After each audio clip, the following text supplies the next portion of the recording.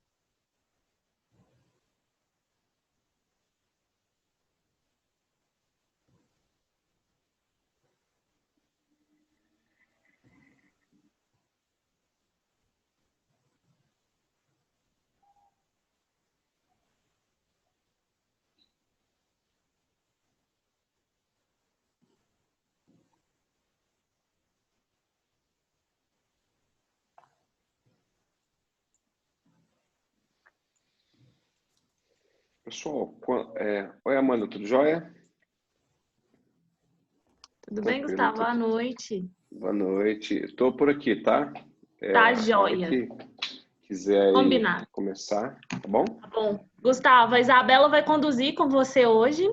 Eu vou Ah, só dar um legal. recadinho para o pessoal aqui, para os empreendedores, rapidinho. Tranquilo. Já vou começar a tabela, que já são 19 horas. E aí Tá depois bom. eu não vou conseguir acompanhar, mas eu tento voltar antes do final. Pessoal, boa noite para todos, para todas. Mais uma semana aqui de Boa live. noite. E agora a gente chegou exatamente na metade do programa de pré-aceleração, né? Eu acho que daqui para frente a gente consegue apertar um pouquinho mais o passo, entender um pouquinho mais sobre alguns processos. Então, vocês vão perceber que o programa ele começa a ficar mais específico, né? As mentorias vão ser mais direcionadas, mais pontuais, com pessoas de empresas relacionadas especificamente às áreas de cada startup, né? Então, vocês vão ver algumas novidades por aí. Eu acho que, assim, essa é a parte mais empolgante, sabe? Eu estou super animada, espero que vocês também estejam. Eu vim passar rapidinho aqui, até tomando um pouquinho do tempo do Gustavo, mas eu queria deixar um recadinho para vocês, na verdade. Isso é uma coisa que acontece mesmo, a gente já esperava por isso, né? E a gente teve algumas desclassificações no programa. Então, só queria atualizar vocês de que a startup Rede Status e a Smash foram desclassificadas, então eles não estão mais participando. A gente já formalizou, já fez um distrato e tudo mais, mas eu queria só atualizar vocês. E a startup Smart Profile, a gente conversou com eles, eles chegaram à conclusão de que eles não conseguiriam estar participando do Launch mais, porque eles não conseguem mesmo encaixar na rotina deles. Então, para não, consequentemente, né, a gente ter que desclassificá-los também, eles optaram por sair da pré-aceleração de forma muito amigável, mas assim, deixaram feedbacks muito legais para a gente. E voltando lá na Rede Status e na Smash, né, que foram startups que a gente precisou desclassificar, a Rede Status, a gente chegou à conclusão que o modelo de negócio deles, né, tem muitos gaps, que é um pouco falho, então por esse motivo eles foram desclassificados, apesar do empreendedor ser muito engajado, uma coisa que a gente valoriza muito, né? Então a gente com certeza vai manter um bom relacionamento aí com o Nathan, pensar em projetos futuros, onde a gente pode estar encaixando ele. E sobre a Smash, a questão mesmo de eles não conseguirem participar, não conseguirem encaixar na rotina deles, o que gerou nessa desclassificação, porque eles não entregaram nada, não participaram. Então, era só para expor essa situação mesmo para vocês, né? E aqui a gente trabalha muito com a tese que eles trabalham na Darwin. Eu não sei se vocês conhecem, mas a Darwin é uma das maiores aceleradoras, né, do Brasil ou do mundo. E lá na Darwin eles falam muito de seleção natural. E isso acontece, eu acho que na vida da gente isso acontece em vários aspectos, sabe? E aqui na pré-aceleração a gente acredita muito nisso. Às vezes acha apagado interesse. Ok. A gente acredita muito nisso, sabe? E eu acho que as coisas vão acontecendo, né? Vocês vão ver que à medida do programa, quando a gente chegar lá na frente, muitas coisas vão ter mudado de formato, outras coisas vão ter melhorado. Vocês vão enxergar os projetos de outra forma. Teve algumas startups que já pivotaram. Fico até muito feliz com isso, né? Porque o empreendedor conseguiu visualizar que não era aquele o fit do negócio, que não era aquele o modelo do negócio. Então, resolveram continuar e pegaram um impulso muito maior, às vezes, né? Então, era só para atualizar vocês sobre essa questão. É claro que a gente não quer que ninguém desista da pré-aceleração, muito pelo contrário. Mas eu preciso formalizar para vocês, né, que a gente não tem mais 3 equipes que estavam com a gente aqui desde o início participando. Então, agora a gente tem 34 equipes participando e vamos continuar a partir daqui, tá? Não vou tomar muito o tempo do Gustavo, era só mesmo para fazer essa atualização para vocês. A gente trabalha com muita transparência, né? Sempre tentando atualizar todo mundo aí das informações. E ótima noite, Gustavo. Muito obrigada pela participação. A Isabela vai conduzir, ok? Beleza. Obrigada, Amanda. Boa noite. Boa Vou falar noite. contigo. Boa noite, pessoal. Sejam bem-vindos a mais uma semana de Launch. Hoje quem vai conversar com a gente e apresentar o conteúdo é o Gustavo Teixeira. Ele é CEO da PM Bases, que é uma empresa de consultoria em projetos. Ele vai conversar com a gente aqui. Aproveitem bastante. Eu vou deixar o microfone de vocês liberado, caso vocês queiram conversar durante a palestra, mas no final vai ter um tempo para perguntas. Então, fiquem à vontade para fazer perguntas também durante a apresentação. Muito obrigada pela presença, Gustavo. Eu já passo a palavra para você. Prazer, foi todo meu, viu? Obrigado pelo convite. Eu tenho uma relação bacana com o pessoal do Raja Valley, não só com o João, mas também Isabela, né, Isabela? Sim. A gente já se encontrou na PUC Minas e é muito legal estar aqui, né?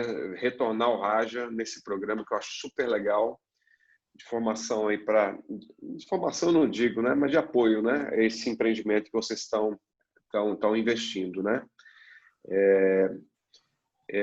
Você montar uma empresa é um projeto, né, pessoal?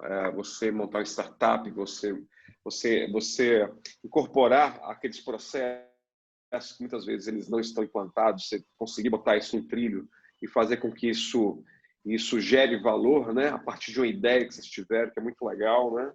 Uma ideia de empreendimento.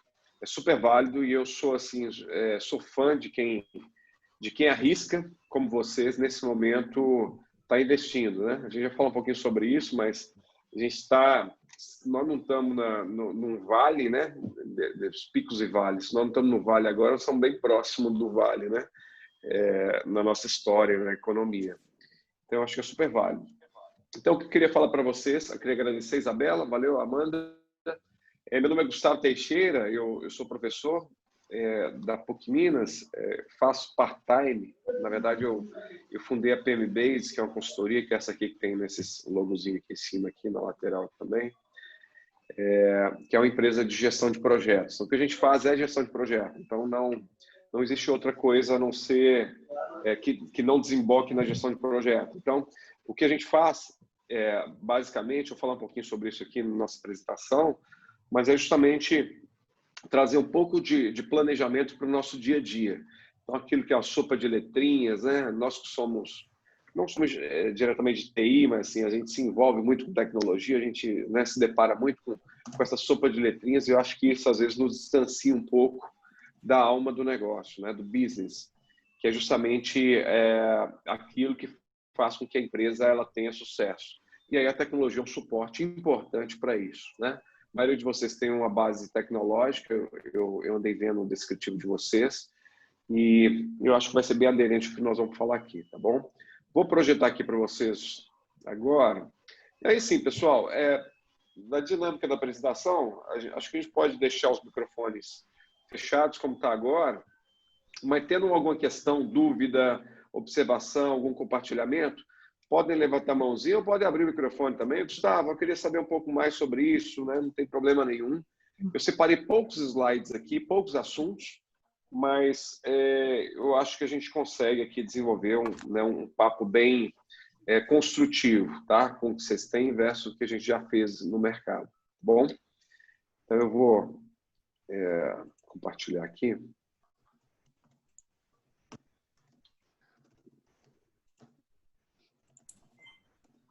Compartilhar a desktop. Vamos lá. Vocês devem estar vendo aí, né?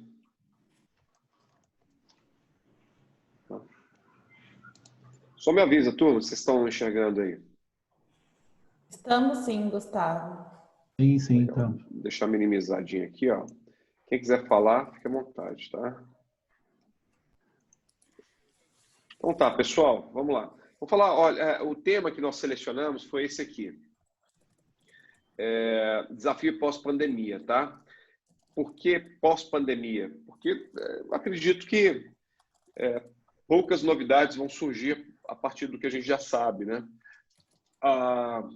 Essa pandemia veio com um delay, ela não foi uma onda simultânea em todo mundo, né?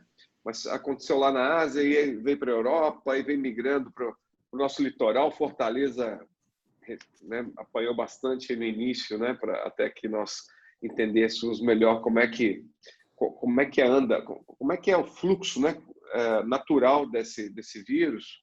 Em São Paulo também, pela ponte aérea, até natural. São Paulo é referência hoje do país. Mas o que eu queria trazer para vocês é que, por ser uma onda, ela passou inevitavelmente por outros locais. E isso faz toda a diferença, né, pessoal?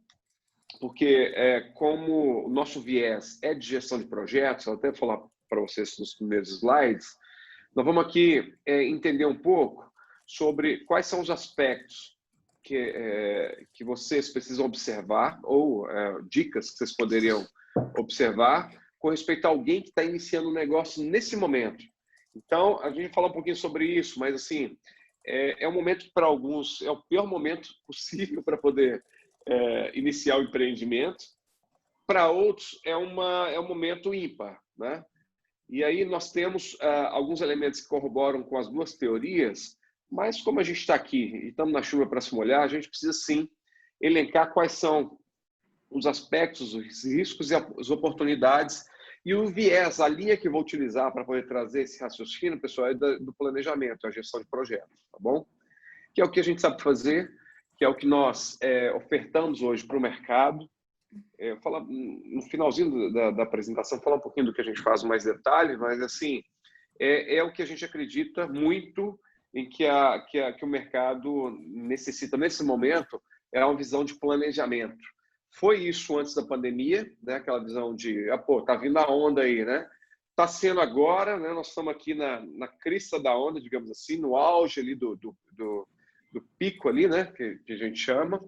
E tem países que já passaram por isso. Então a gente olha meio distante, mas sabe que da mesma forma que a gente teve essa diminuição dos casos, esse retorno à normalidade ou da nova normalidade, a gente sabe que isso vai acontecer. Então isso já nos traz, pessoal, uma base histórica. Diz que isso é conhecimento, né? Você, em vez de passar pela situação, você aprender um pouco com quem já passou. Tá? Então, é isso que eu queria trazer para vocês. Tá? Bem, sobre mim, falar rapidamente, aqui é um time que eu fui falar sobre gestão de projetos. Dá para ver, né? Essa turma é de escoteiros. Eu fui chamado há uns 5 anos atrás para falar sobre planejamento, né, com essa turma. E eu sempre gosto de iniciar algumas palestras que eu dou, workshops, por essa imagem, que ela diz muito, assim, pelo menos para mim, que foi um convite feito para falar sobre gestão de projetos, planejamento. Você pode olhar pela turma ali, que a maioria é bem jovem, né? Então, inicialmente, provavelmente, eles não tiveram contato com nada parecido com planejamento, né, na academia, na escola, no colégio, ou mesmo no escoteiro. E era um desafio. Pensei, poxa, a minha colega que me convidou falou para falar sobre planejamento. Eu pensei, poxa, falar de planejamento para escoteiro? Não tem nada a ver. Não, até assim, para poder ajudar eles com respeito à carreira, essa questão toda, legal. Mas planejamento que possa aplicar... Oi, tem alguém com o microfone aberto aí. Alguém algum tema que possa aplicar, eu achei muito difícil acontecer isso. Até o momento que eu aceitei o desafio, falei, não, poxa, se gestão de projetos eu posso falar para pessoas, digamos, com a formação mais adiantada, eu tenho que poder falar de uma maneira simples para as pessoas, né? E aí eu topei esse desafio. Lá no fundo tem um que a gente chama de Project Model Canvas, que é esse canvasinho aqui no fundo, olha. Ele é um quadro, a gente chama de Canvas, justamente esse modelo que ele é visual, você consegue transpor, né, o que você faria em vários documentos, você pode transpor numa visão gráfica rápida, né, sintética, colaborativa, que é muito legal. Isso aí eu fiz para projetos, está aí no fundo, tá? Então, depois dessa apresentação, assim, valeu muito para minha carreira, porque eu percebi que isso não existe fronteira hoje, né? As pessoas precisam de se preparar para executar as atividades, os projetos, as iniciativas, mesmo que não saiba que isso se chama gerenciamento de projetos, gestão de produtos, planejamento, né? As pessoas precisam saber que ela inevitavelmente precisa antecipar esse trabalho, né? Então, falando sobre mim, eu sou professor da PUC Minas, já fui professor de outras instituições, mas acho que hoje faz mais sentido para mim dizer PUC Minas, que meu tempo todo é dedicado a ela, com respeito à educação, ao ensino, né? A única instituição hoje que eu topei, questão de tempo mesmo, tá? Foi a PUC Minas, e eu dou lá algumas disciplinas para gestão de projetos, para pós dele e para o MBA, tá? Minha origem é essa, sou de tecnologia, acho que a maioria de vocês também deve ser. E se não for, acho muito legal, porque cada vez mais as áreas que não são de tecnologia estão se encontrando hoje, né, pessoal, em temas que têm a ver com a tecnologia. Então, acho isso muito legal. Eu falo muito sobre essas questões, por exemplo, Power BI. Eu já fizemos na PMBase aqui uns cursos de Power BI, e aí foi muito legal, porque assim, o Power BI, para mim, hoje sintetiza de que as áreas funcionais, né, desistiram de esperar da tecnologia e estão resolvendo por conta própria. Porque é uma ferramenta que hoje é um custo muito baixo, né? Hoje qualquer pessoa pode ali realizar um curso e até com certa facilidade desenvolver as suas visualizações, as suas consolidações de dados e apresentar isso e fazer manutenção. Então, sem depender necessariamente da tecnologia. Muitas pessoas buscando também, pessoal, conteúdo sobre Big Data, não é isso? Sobre tecnologias disruptivas, sobre AI, sobre inteligência aumentada, realidade aumentada e por aí vai, né? Não existe limite mais com respeito a isso, né? Então, eu falei um pouquinho sobre mim. Com respeito à saga, é isso, assim, eu sou da área de tecnologia, então até 2007 eu era analista e atuava como analista em algumas empresas, passei pela Unimed BH, passei pela SP Data, passei MV Sistemas, até o momento que eu me deparei com a gestão de projetos, falei, poxa, esse negócio faz sentido para mim. Então, rapidamente eu fiz uma pós-graduação, fiz uma certificação PMP, que é do PMI, Project Management Professional. Depois eu fiz uma pós-graduação de gestão de negócios, porque a gente sabe, né? Quem é de tecnologia, nós não somos conhecidos como as pessoas que mais se comunicam, né? Poxa, como essa turma de tecnologia comunica bem, né? Ou, poxa, como é que essa turma de tecnologia conhece bem de finanças? Então, eu senti um gap na minha formação e aí eu busquei essa pós-graduação, né, voltada para a gestão de negócios, justamente para poder me ajudar. Depois eu fiz um mestrado para gestão do conhecimento, sistema de informação e gestão do conhecimento, e aí abri a PMBase, que é essa consultoria que existe desde 2014, que ela é voltada para a gestão de projetos, 100% do que a gente faz é gestão de projetos. A gente tem quase 20 pessoas trabalhando conosco hoje, a maioria alocada em algum cliente, realizando projetos do cliente, gerenciando equipes ou como parte de uma equipe também de algum projeto, né, que tem a ver com tecnologia ou não, né? A gente tem engenheiros que atuam conosco, pessoal de administração, finanças e por aí vai, né, além de tecnologia.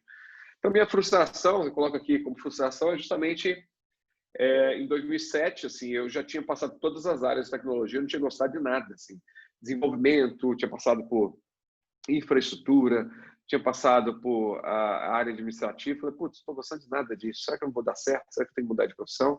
E o que me ajudou, que eu chamo até do grau, foi justamente a gestão de projetos, né? Eu me encontrei, vi que é uma área que ela você não precisa desconsiderar toda a experiência que você já teve, mas inevitavelmente as pessoas buscam se planejar, né, de maneira melhor, cada vez que você tem desafios mais complexos ou mais críticos, como a gente tem nesses momentos, né? Não dá para simplesmente botar um post-it na parede e achar que a gente está gerenciando uma empresa ou projeto, né? É importante, assim, eu gosto de usar inclusive tenho certificação de agilidade também, vou falar um pouquinho sobre isso aqui, mas a gente precisa ter na nossa mente que algumas coisas a gente tem que aprofundar muito mais do que fazer uma reunião de 15 minutos em pé. Por outro lado, tem algumas questões que você não precisa envolver 50 pessoas em uma reunião de 1 hora, sendo que você pode fazer ali um status rápido ali, em pé, pode ser, é isso, né? O Scrum fala muito sobre isso, e resolver isso mais rapidamente. Então, a gente entende isso na gestão de projetos aqui na PMBase e a gente integra o que a gente chama de agilidade com o que é preditivo, né? Preditivo é cronograma, é gestão de riscos, é finanças, custos, integrando com a gestão ágil dos projetos também, né? Esse triângulo ele é formado na outra vértice com a gestão de pessoas. Então, não tem jeito. Tudo é feito de pessoas, para pessoas, não é? São conduzidos por pessoas e não tem como desconsiderar essa importante essa fundamentação que a gente tem dentro da PMBase, tá? O plano é esse, o plano é esse que eu acabei de citar. O agora, então nós vamos passar aqui nesse próximo slide, falar um pouquinho sobre nossa agenda. E o futuro que eu espero é vocês, ao final desse encontro, saberem o que é gestão de projetos, o que é, aquela conversa de elevador, de motorista de Uber, de taxista, sabe? Tipo, você está ali, um percurso rápido de 7 minutos, e você tem, às vezes, uma conversinha muito rápida, você sabe minimamente sobre o assunto para poder sustentar uma conversa de 5 a 7 minutos. Então, acho que vocês saírem daqui com esse contexto, para mim, já valeu, tá? E me considero aprendiz, né, professor e também um facilitador dos cursos que a gente faz, né, da gestão de projetos, tá bom? Então, nossa agenda é essa, pessoal. Fala um pouquinho sobre definição de projetos, bem visual, tá? Tem 2 slides gráficos mesmo para a gente falar sobre isso. A questão de projetos versus operação, vocês interagem com isso. a vida não é só operação e nem só projetos, a gente precisa ter um híbrido disso e um equilíbrio que varia em função do momento que vocês estão dentro da empresa. Vou falar um pouquinho sobre recursos, falar um pouquinho sobre macro cenário, olhar um pouquinho para a economia e entender um pouco quais são os pontos de desequilíbrio que estão surgindo aí, ou que surgiram nesse período, tá? Desafios para o crescimento, então é um desafio que eu lanço a vocês, porque é um desafio que a gente se coloca também na PMBase, todos os dias, toda semana, esses desafios. As referências, buscarem mais materiais, se quiserem, né? Conteúdos de instituições, institutos e por aí vai. E sobre a PMBase, que a gente fala um pouquinho sobre o que a gente faz. Se vocês quiserem ajuda em qualquer ponto que eu disser aqui, vocês podem procurar depois também, vou deixar meus contatos, a Amanda tem, a Isabela tem meus contatos aí também, além de deixar também, não tem problema nenhum, até o WhatsApp, se quiserem mandar também, para a gente não tem erro não. Bem, vamos passar. Então é isso, pessoal, 2 slides para falar sobre isso, eu não vou, aqui não é uma aula, mas a gente precisa entender nesse tipo de workshop, de encontro, o que são projetos, né? Porque projetos acontecem, pessoal, independente se você chama de projeto ou não. Por exemplo, você fazer uma pós-graduação é um projeto, né? Você precisa se preparar. Por mais que você não se prepare antecipadamente, você tem que cumprir alguns ritos, né? Para depois começar a execução e durante a execução você monitorar e controlar para ver se aquilo que estava previsto está sendo alcançado. E o encerramento desse projeto, que a gente chama de curso pós-graduação. Vale também para a empresa. Abertura de uma empresa. Você se prepara para a abertura de uma empresa, você se planeja, né? Busca documentação, busca todos os requisitos necessários, implanta essa empresa, estabelece essa empresa. Quando você chega no marco que você gostaria, você encerra esse marco e inicia um outro marco de empresa. Por isso que a representação de empresa da operação ela é mais representada com um círculo que a gente chama de PDCA. Projetos é o que você tem de início e encerramento. Tem um início e tem um encerramento. Então, projetos permeiam a nossa vida, pessoal, e fazem parte do nosso cotidiano. Então, tudo que a gente fala sobre projetos, todos os aspectos da nossa vida, a gente pode citar como projeto também, né? Então, fazer pós-graduação casamento, também. Você ter um filho é um projeto também, né? Um projeto dos pais. Muitas ações que executamos podem ser traduzidas como projetos. Pessoal, é o que eu estou dizendo. Independente se você atua como projeto ou não, você precisaria cumprir alguns ritos. Independente se você tropeça, já cai na execução, né?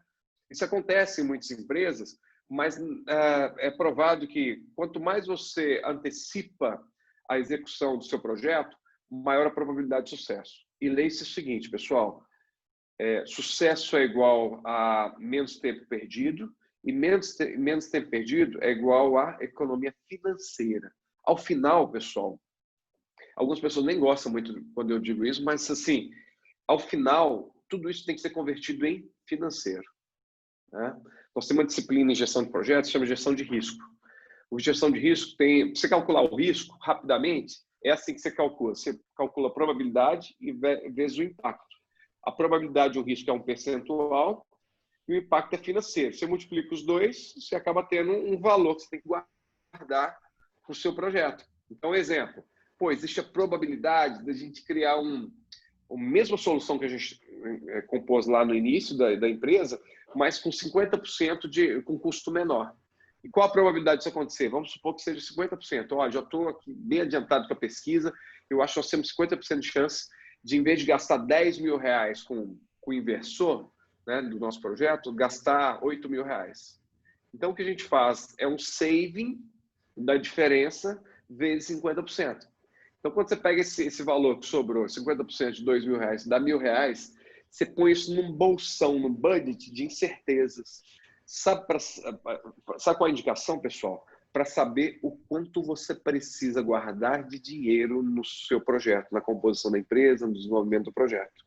Que é aquela pergunta que não quer calar, né? Do tipo, quanto que eu tenho que guardar de grana para abrir uma empresa, para desenvolver um projeto? Depende do nível de incertezas. Quanto mais incerteza você tem, maior vai ser esse número desse produto que eu acabei de citar, porque isso é um somatório, e mais grana você tem que guardar. Por isso que se você chega para o pedreiro e diz assim, olha, eu gostaria de saber quanto você cobra para poder fazer uma reforma e numa casa. Aí o pedreiro pergunta, tá, mas eu preciso ver a casa. Eu falei, olha, não tem informação nenhuma sobre a casa. Eu preciso saber o quanto você cobra para poder fazer isso.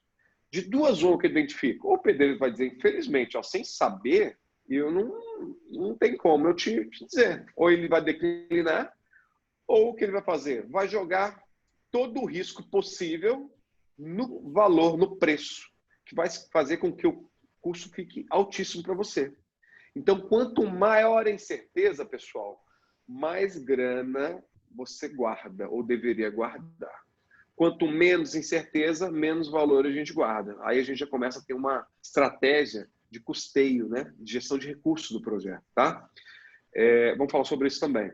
Então, olha, muitas ações ser executadas poderiam ser traduzidas em projetos, tá? E projeto, pessoal... Eu nem podia bater na porta, não é? Oi? Alguém está me chamando? Não. Só o microfone está aberto. Tá. Projetos são como pessoas. Nasce, cresce, desenvolve, pessoal, e não querem morrer. É muito legal você cortar uma fita, tá? Uma fita de início de projeto, kick-off de projeto. Pô, é um momento fantástico, né, pessoal? Um momento de otimismo, de esperança, né? Abrir uma empresa, iniciar um projeto, é um kick-off, é uma reunião de apresentação da equipe, do time, né? Então, é cercado meio por um glamour, que é importante até para as pessoas ficarem motivadas.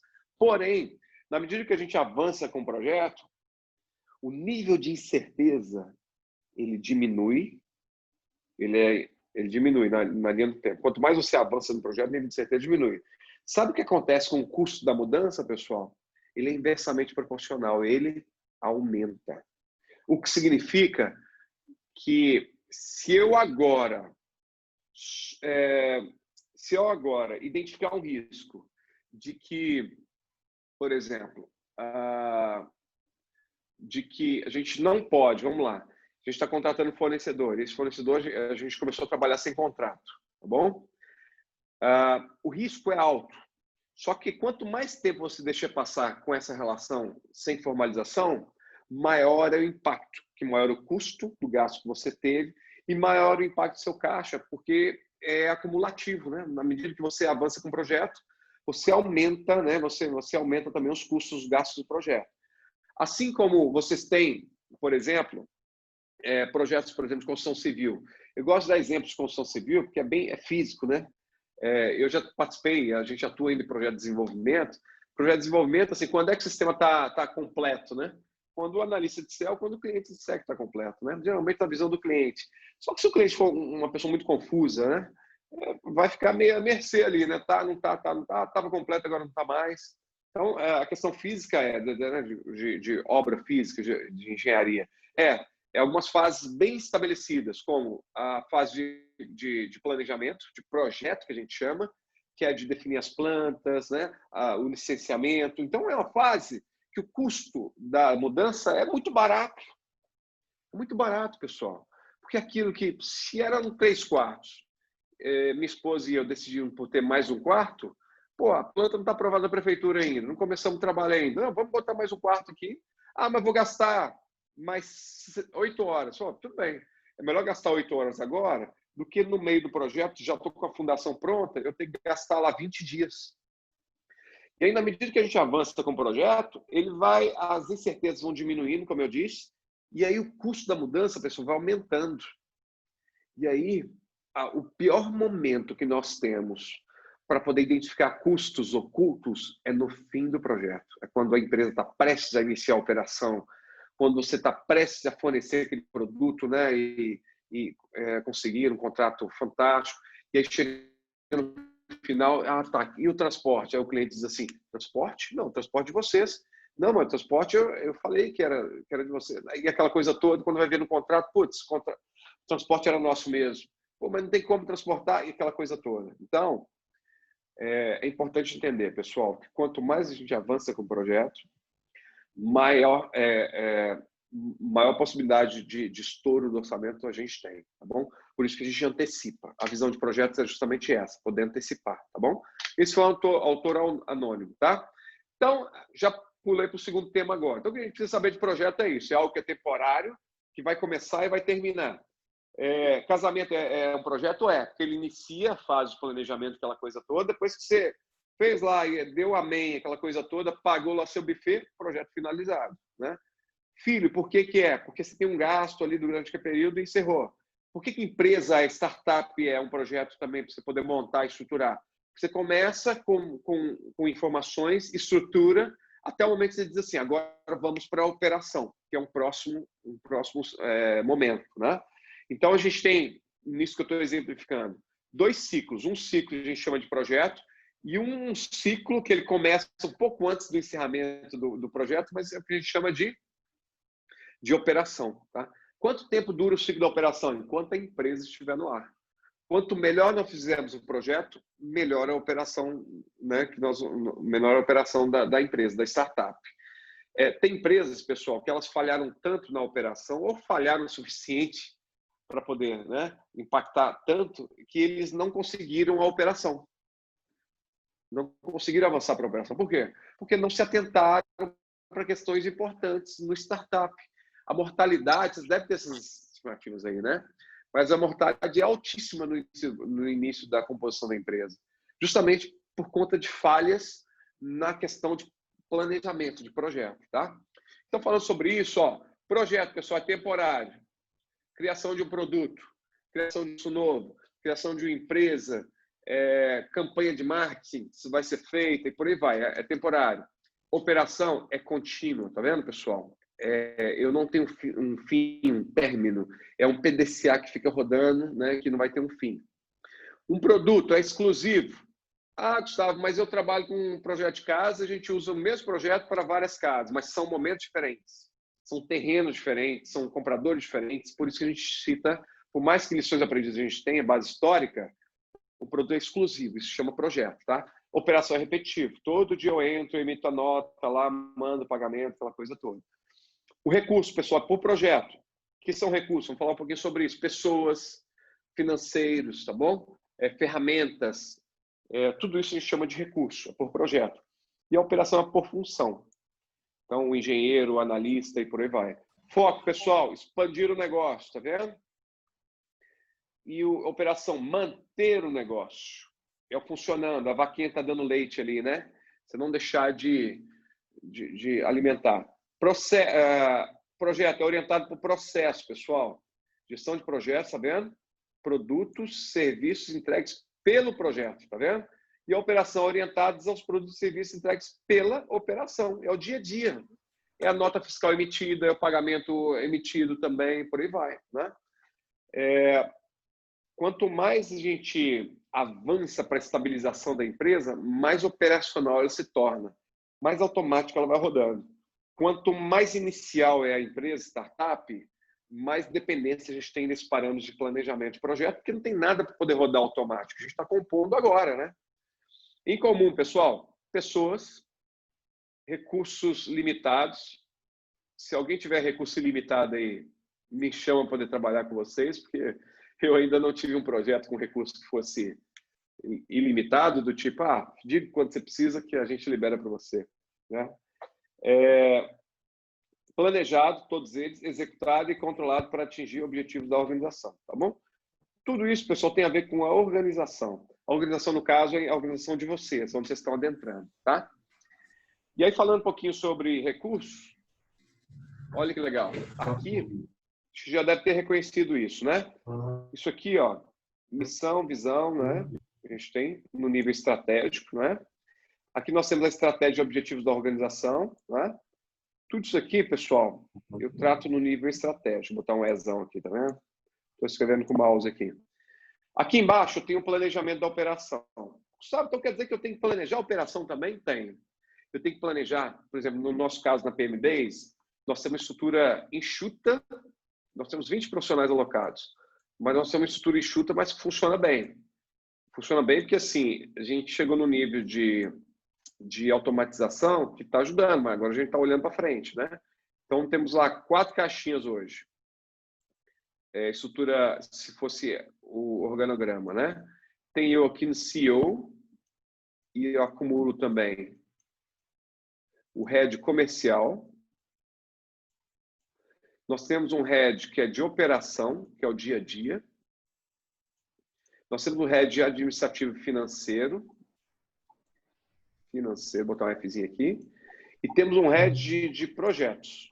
Então, ela faz projetos para outros clientes. Ela faz. Então, ela é um head de projetos. Legal? Então, a estrutura é bem chuta, tá vendo? Então, eu sei exatamente o que eu tenho que fazer aqui nessa caixinha. A operação sabe o que ela tem que fazer. Administrativo financeiro já sabe. Então, eu não tenho que ficar acionando como CEO. Olha, já emitiu a fatura. Olha, já pagou os profissionais. Olha, já pagou as licenças de software. Já pagou o aluguel dos notebooks. Não tem que fazer isso. Eu já sabe, já está no dia a dia. Não precisa nem passar pela operação. Já está automatizado. A operação já sabe o que tem que fazer. Ah, tem um GP novo que está entrando conosco, um líder de projeto. Ela já sabe que vai fazer boas-vindas, que tem lá as licenças, que tem os computadores, que vai fazer o follow-up com ela mensal para saber como é que estão as coisas e tudo mais. Se tiver projeto novo, a head de projeto já sabe o que ela precisa fazer. Então, não tem que explicar muito isso. Mas, para chegar a esse ponto, pessoal, nós tivemos que, em algum momento, ter um projeto de estruturação, né? Que é isso aqui, olha, né? E aí, inevitavelmente, nós temos aqui um ciclo de vida. Se aqui é projeto, a empresa foi estabelecida, que é a PMBase. Depois começou um ciclo de vida que nós chamamos de operação. Ela começou a operar, faturar automaticamente. Claro que assim, a gente ainda precisa de, por exemplo, todo dia nós temos reuniões, temos uma daily, todo dia de manhã, 15 minutinhos, onde nós vamos discutir basicamente o que vai ser feito durante o dia e saber se tem algum empecilho, alguma coisa que a gente possa ajudar. E aí, durante o dia, cada um vai meio para um lado, sabendo o que tem que fazer. Às vezes se reúne em alguma reunião específica de cliente, de administrativo financeiro, de follow-up financeiro, por aí vai, mas todo mundo já bem sabe o que precisa fazer. E aí, a gente começa a ficar livre, entre aspas, para pensar o seguinte, vamos lá, isso aqui é a linha do tempo, tá? Nós estamos nesse momento aqui, vamos supor que é o dia de hoje, tá? Você concorda que a empresa já foi estabelecida? Já, nós estamos na operação. Só que, pessoal, projetos, eles não significa que nós temos somente um projeto dentro da empresa, nós temos vários. Vamos supor que agora nós estamos aproveitando para criar, e de fato, nós estamos um novo produto. Então, nós estamos aqui, ó. Então, esse aqui é um projeto de um novo produto. Aqui foi a composição da empresa, tá? Um novo produto que nós estamos aqui no pico, olha, de planejamento, para depois, em algum momento, ele começar uma operação.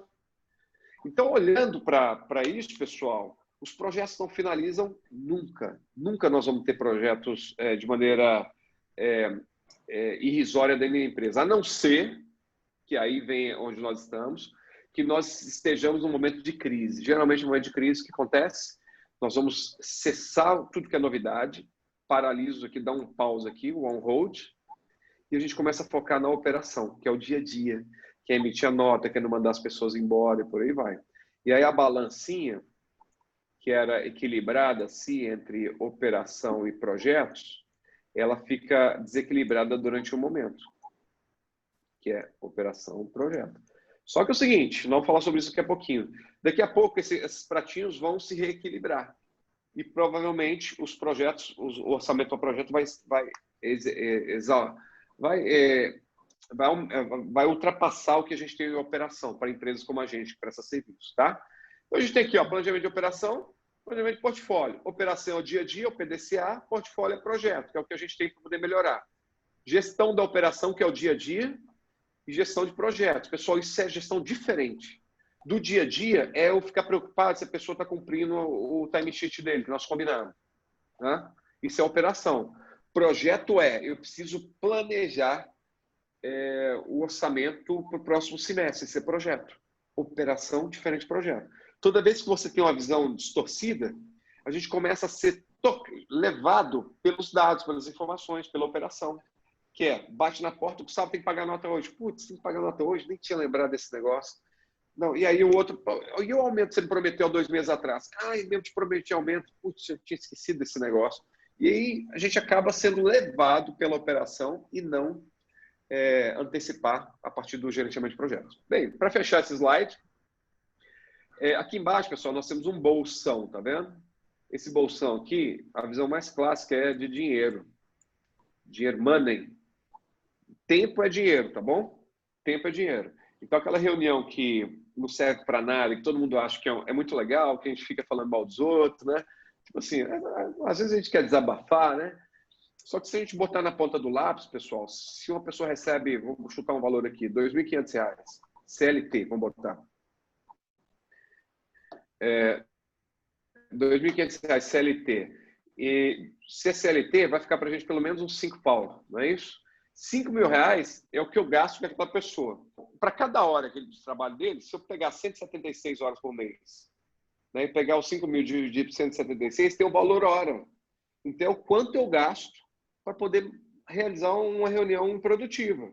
E se eu tenho 5 pessoas, eu tenho o valor vezes 5 de uma reunião que é produtiva, todo mundo acha legal, porque a gente fala mal dos outros, aquela coisa toda, mas que não tem, pessoal, um cunho que é de fato o que a empresa precisa, né? É o objetivo e o que a empresa precisa para poder se estruturar, para poder crescer. Então, por conta disso, visão de dono, que a gente chama, né? Tem uma coisa que eu aprendi bastante, pessoal, nas mentorias que a gente faz aí com empreendedores, que é o que, se você quer segurar alguém dentro da sua startup, empresa, ou quer que seja, iniciativa, a gente precisa dar 2 coisas que as pessoas precisam, minimamente, que vocês podem anotar aí, ó, minha sugestão, autonomia, beleza? Que a gente adora isso, né, pessoal? Por que é legal, é cool você trabalhar numa Google, aquela coisa toda? Porque as pessoas demonstram uma liberdade, que é uma autonomia, não é isso?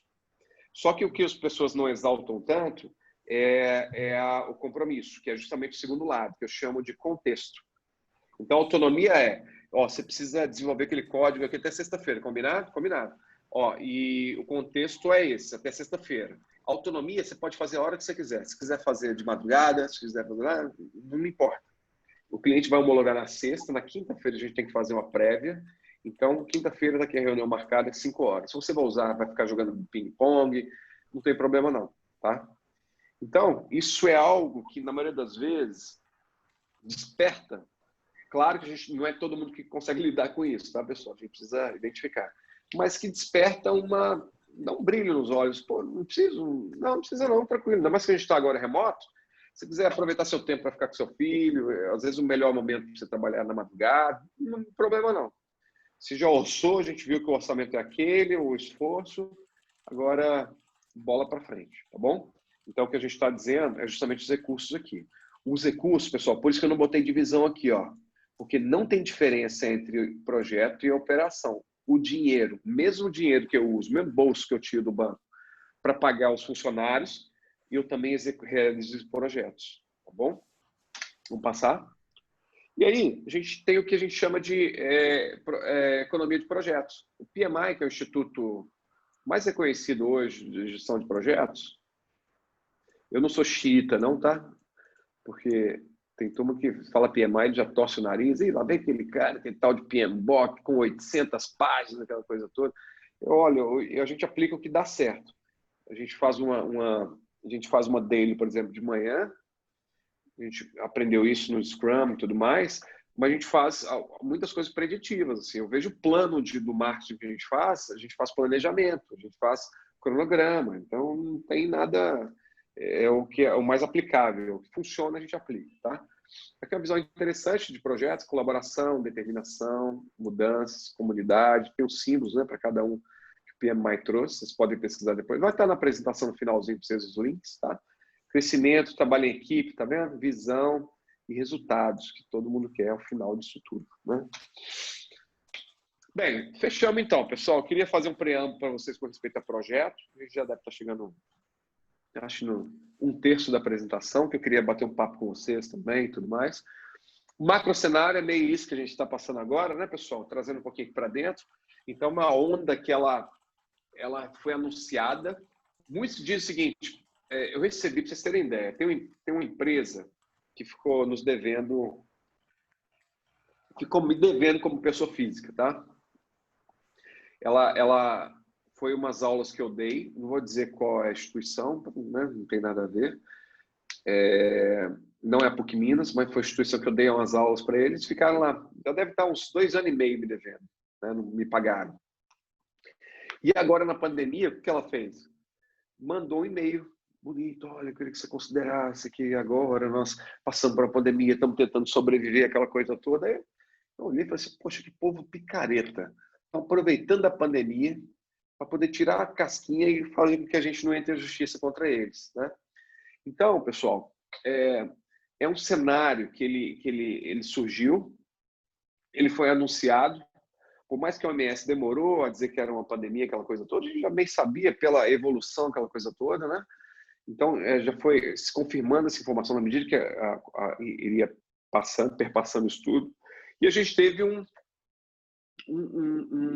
ondas diferentes para cada cenário, né, pessoal? Agora, o que nós temos, pessoal? A gente tem um cenário, eu trouxe aqui, isso aqui é B3, é a bolsa, tá? Então, a gente tem, olha, aqui uma bolsa bateu 124 mil pontos, se não me engano, 120 mil pontos, tá vendo aqui? Foi o recorde da bolsa, foi lá em janeiro desse ano. E aí a gente teve uma queda, tá vendo em março aqui, pessoal, que bateu em, se não me engano, 64 mil. O que tem a ver a bolsa com a minha vida? Isso é um termômetro, pessoal. É um termômetro que diz o seguinte, que quando bate 64 mil e tem uma queda como essa, as relações, elas paralisam, as relações comerciais, até identificar. E aí você, se depende de caixa, de venda, de faturamento, pode ser que você precise queimar aquilo que é a sua reserva. Lembra que a gente falou lá sobre gestão de risco? Falamos sobre guardar um pouco para situações, inclusive como essas? Pense comigo. Se final do ano passado, janeiro, vamos botar, já anunciou que a contaminação viria, as empresas tiveram pelo menos 2 meses, 3 meses para poder enxugar a sua operação, chegar ao mínimo possível, eu digo possível, que muitas coisas não é possível, guardar o caixa para dizer assim, olha, se a gente entrar de fato nisso que está dizendo, vamos pegar esse recurso aqui e vamos ter um plano B, um plano C, um plano D. Isso é chamado de gestão de riscos. Ou, dentro da gestão de riscos, nós temos o que nós chamamos de gestão de crises. Vocês não precisam se preocupar com isso não, tá, pessoal? Agora não. Não que não seja importante a crise, mas que quanto mais nós investimos na gestão de risco e no planejamento, que dentro do planejamento eu tenho riscos lá dentro dele, quanto mais nós investimos em planejamento, menos riscos nós vamos ter, que ocorreram, e menos possibilidade de crise. Crise é uma operação que é descontrolada. Sabe o que é crise, pessoal? Basicamente é isso. É você ter todos os seus processos, você deixa isso de lado, porque agora é crise. Você ter todos os seus templates. Pô, a gente tem um template, tem um processo, tem uma conduta, tem uma visão, missão e valores, mas isso é crise. Você deixa de lado isso tudo e diz assim, agora vamos ter que salvar a vida, vamos ter que salvar a empresa, agora vamos ter que... Senão não vai ter... Senão para a empresa, se a gente não conseguir salvar, não vai ter mais missão, visão, valores, não vai ter template mais, não vai ter sistema, porque a empresa não vai existir, não vai ter empregado mais, não vai ter colaborador, não vai ter empreendedor. Então, quanto mais nós investimos no planejamento, e vale para a empresa também, menos grana nós vamos investir em riscos, mas vamos ter que ter uma grana empatada aqui, investida, e menos valor nós vamos ter para a gestão da crise, tá bom? E é exponencial, tá, pessoal? Se no escala assim, de gasto nós gastamos pouco para planejamento, se você não faz planejamento, você gasta mais para riscos. Quando o evento acontece, tem que ir lá bancar. E se você não fez gestão de risco, você gasta mais ainda na gestão de crises. Então, crise. Então, o melhor momento, o melhor quadrante para se gastar e investir aqui, pessoal, é no planejamento, antecipação. Que é olhar de longe e ver uma empresa caindo e se estrepando toda e dizer assim, onde é que essa empresa caiu? Onde é que essa startup caiu? Onde é que esse empreendedor falhou? Ok? É isso. Isso é planejamento, tá? Antecipação. Legal? Falando sobre isso. E aí, no macro cenário, pessoal, tem essas 3 letrinhas, né? que eu aprendi, eu não tive contato ainda lá atrás, mas eu vi o Paulo Guedes falando sobre isso, depois eu fui ler um pouquinho, vi que de fato é uma teoria, que é de como é que vai retornar a economia, né? A economia ela pode voltar em U, e U ela começa, depois da queda, ela começa a caminhar um pouco no vale, depois tem um ressurgimento, né, também rápido como foi a queda, tá? Isso a gente chama de retorno em U. Retorno em V, pessoal, cai muito rápido, atinge o poço e volta muito rápido, tá? Parece um pouquinho com isso aqui, né? Mas ainda nós estamos, né, falando de economia, a bolsa reflete, mas sempre cenário futuro, são apostas, né? Mas o presente nesse momento ainda existe né, ainda a visibilidade ainda está um pouco turva. Então, V é justamente isso, né? Nós caímos da mesma forma, nós caímos, nós não caminhamos no vale e a gente tem uma retorno também da mesma forma acelerado. Sabe qual é a única certeza da crise, pessoal? É que nós vamos voltar a crescer. Historicamente, depois de toda queda, nós temos um aumento que ele atinge um pico maior do que o anterior. Então, nós caminhamos, pessoal, parece que são pontos de apoio, né? A gente tem uma crise, parece que chega no ponto de apoio, onde as pessoas, aquilo que era subjetivo, que era meio oba-oba, é botado à prova e depois as empresas voltam, parece que voltam mais fortes, tá? E o L, pessoal, que a gente não gostaria, não gosto nem de ouvir, que é a gente cai e vamos caminhando aí, ó, né? no vale. E aí, pessoal, não tem economia que sustente, não tem empresa que sustente isso, não tem plano B, C e D, né? Na medida que você caminha nessa crise, e aí, de fato, é recessão, e é recessão braba, né? E tem o W, né? Que eu não gostaria também, que é quando a gente cai, levanta de novo, aí cai de novo, depois levanta, né? Depois cai, e por aí vai, né? Acho que deve ser alguma coisa próxima a isso, mas eu tô entre isso aqui e o U, tá? É minha aposta. E tem o que a gente brinca lá, que é o rabo do rabo de pipa, né, de papagaio, que é tipo uma rabiola que a gente brinca, né? A gente não sabe aquela, né? Isso aqui, pessoal, é um cenário meio deixa a vida me levar, que é Zeca Pagodinho. Deixa a vida me levar. E aí parece que a gente fica dentro de uma máquina de lavar, né? Quanto mais a gente se antecipa, mais a gente faz as leituras para esses cenários aqui, para esse cenário, qualquer uma dessas opções, e consegue preparar a startup, a empresa, para isso aqui, que é importante, tá? A crise, pessoal, raramente ela surge do nada. Tipo, o Brasil não tem terremoto, né? De repente aparece um terremoto aqui. Falei, pô, não sabia nem que tinha terremoto por aqui, né? Raramente isso acontece, por isso que é chamado de desastre. O que é desastre? É uma baixa probabilidade com um alto impacto. Então, quando você tem isso, é chamado de desastre, né? Aí não tem muito jeito, né? Aí a gente caminha direto para a crise. Mas, como a gente trabalha por antecipação, se você vê aquecendo o mercado da China, pessoal, é claro, é lógico, turma, que a China precisa alimentar seus cidadãos. O que eles vão fazer? Importar, voltar à importação de carnes. Ah, mas aquela coisa toda, os frigoríficos, é pressão do mercado, muitas vezes acontece. Vai voltar ao patamar, que precisa alimentar o mundo. Aí quando você olha, pô, então ações do frigorífico, uma Frig, por exemplo, não, vai voltar a crescer, vai voltar. A não ser que tenha alguma coisa, porque assim, não tem de onde comprar. Claro que tem opções, mas assim, no custo que se precisa, a qualidade que se precisa, o Brasil conquistou isso durante muitos anos. Então, nosso cenário, nossa posição, vocês, inclusive, eu sugiro fortemente que vocês estejam aqui, com respeito ao nível de consciência. Vamos saber ler o mercado, entender que momento nós estamos, um momento de avançar um pouco mais rápido, de segurar um pouco, né, de paralisar, né, de segurar um pouco o investimento num segundo produto, vamos focar no primeiro produto, porque eu estou vendo lá na onda que a China está voltando, eles vão comprar muita carne, vão precisar de muito localizador. A gente tem um localizador que a gente está vendendo na nossa empresa, que é um agrotech. Então, é um cenário, pessoal, que a gente consegue visualizar e facilita depois para vocês poderem vender essa ideia. Vocês têm que vender isso muitas vezes, né? Vende para quem vai trabalhar com vocês, vende para investidor, vende para o Raja Valley, vende para o Venture. E é isso, né? Então, você precisa ter essa visão e ter esse raciocínio, tá? de causa e efeito, bem claro, tá? E o macro cenário é isso, pessoal. No momento que você planeja, você interrompe essa onda, não é? É como um colchão, não é isso, pessoal? O colchão não é só dinheiro, é preparação, tá? E é o que eu estou dizendo, é se preparar, antecipar cenários, tá? A gente chama isso de análise de cenários, tá? E para fechar essa parte, estou falando aqui sobre... Aqui, olha, eu tenho 2 cases, tá? Desafios do crescimento. Peguei um case aqui de investimento em commodities, tá? Não sei o que é. Se é café, se é minério, não sei. Eu sei que, nesse cenário, eu peguei aqui esse estudo de caso do Tito Lívio, ele trouxe o seguinte, ó, temos o conceito de projeto, mas o mercado está em baixa. Vamos contratar a engenharia justo agora? Então é o seguinte, pessoal, nós estamos olhando lá para a economia. Pô, nós não estamos nos melhores momentos. Nós vamos começar o projeto agora de abrir um startup?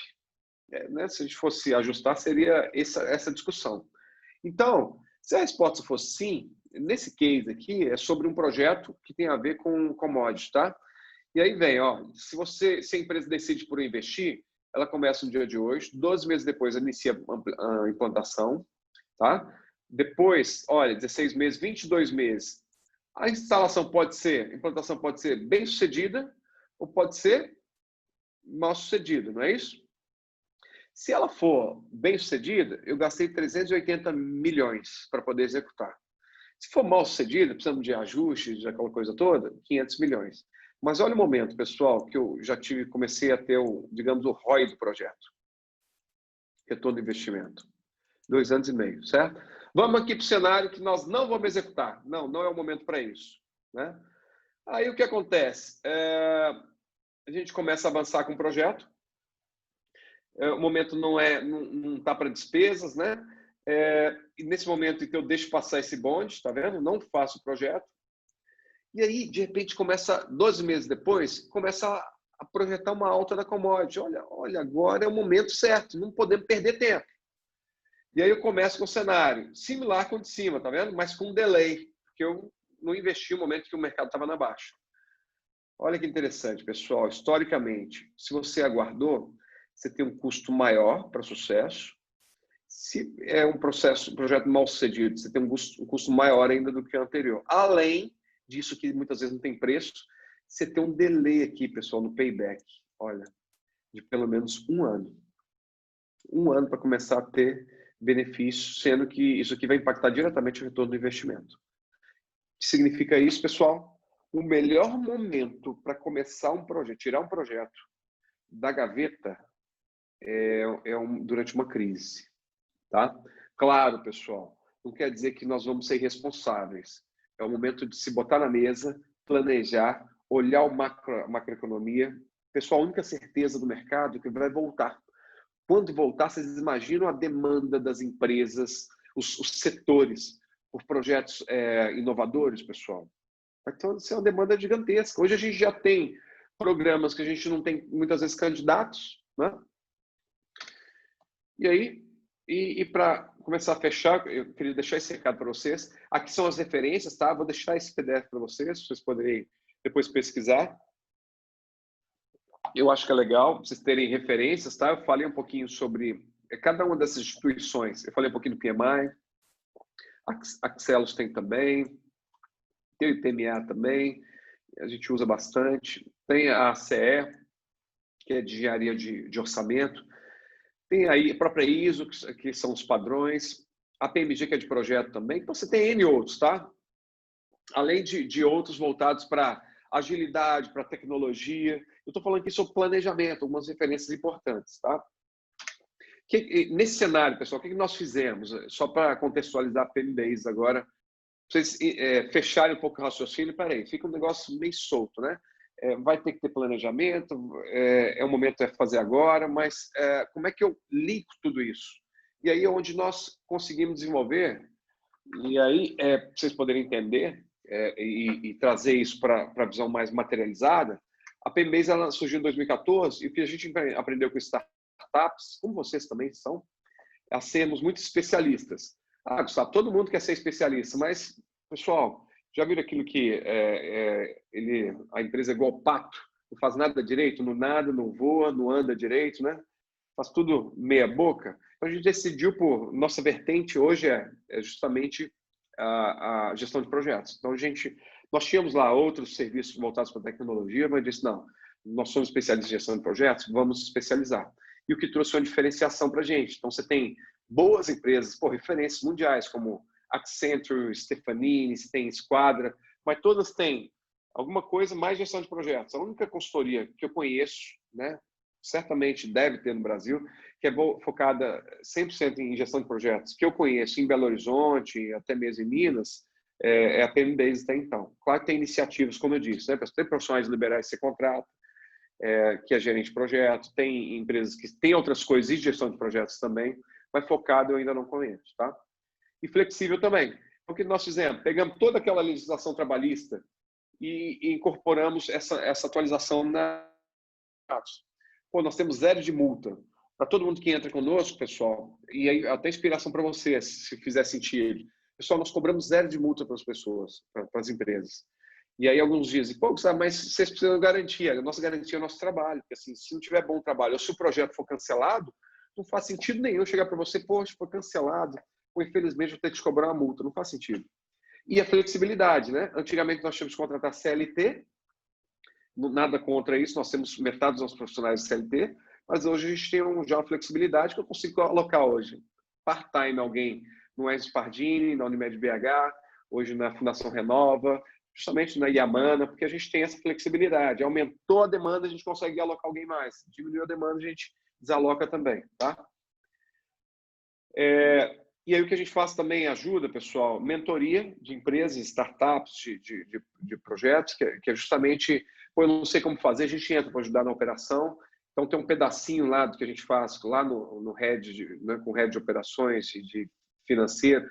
Tem uma parte do tempo dela que ela ajuda outras empresas, por aí vai.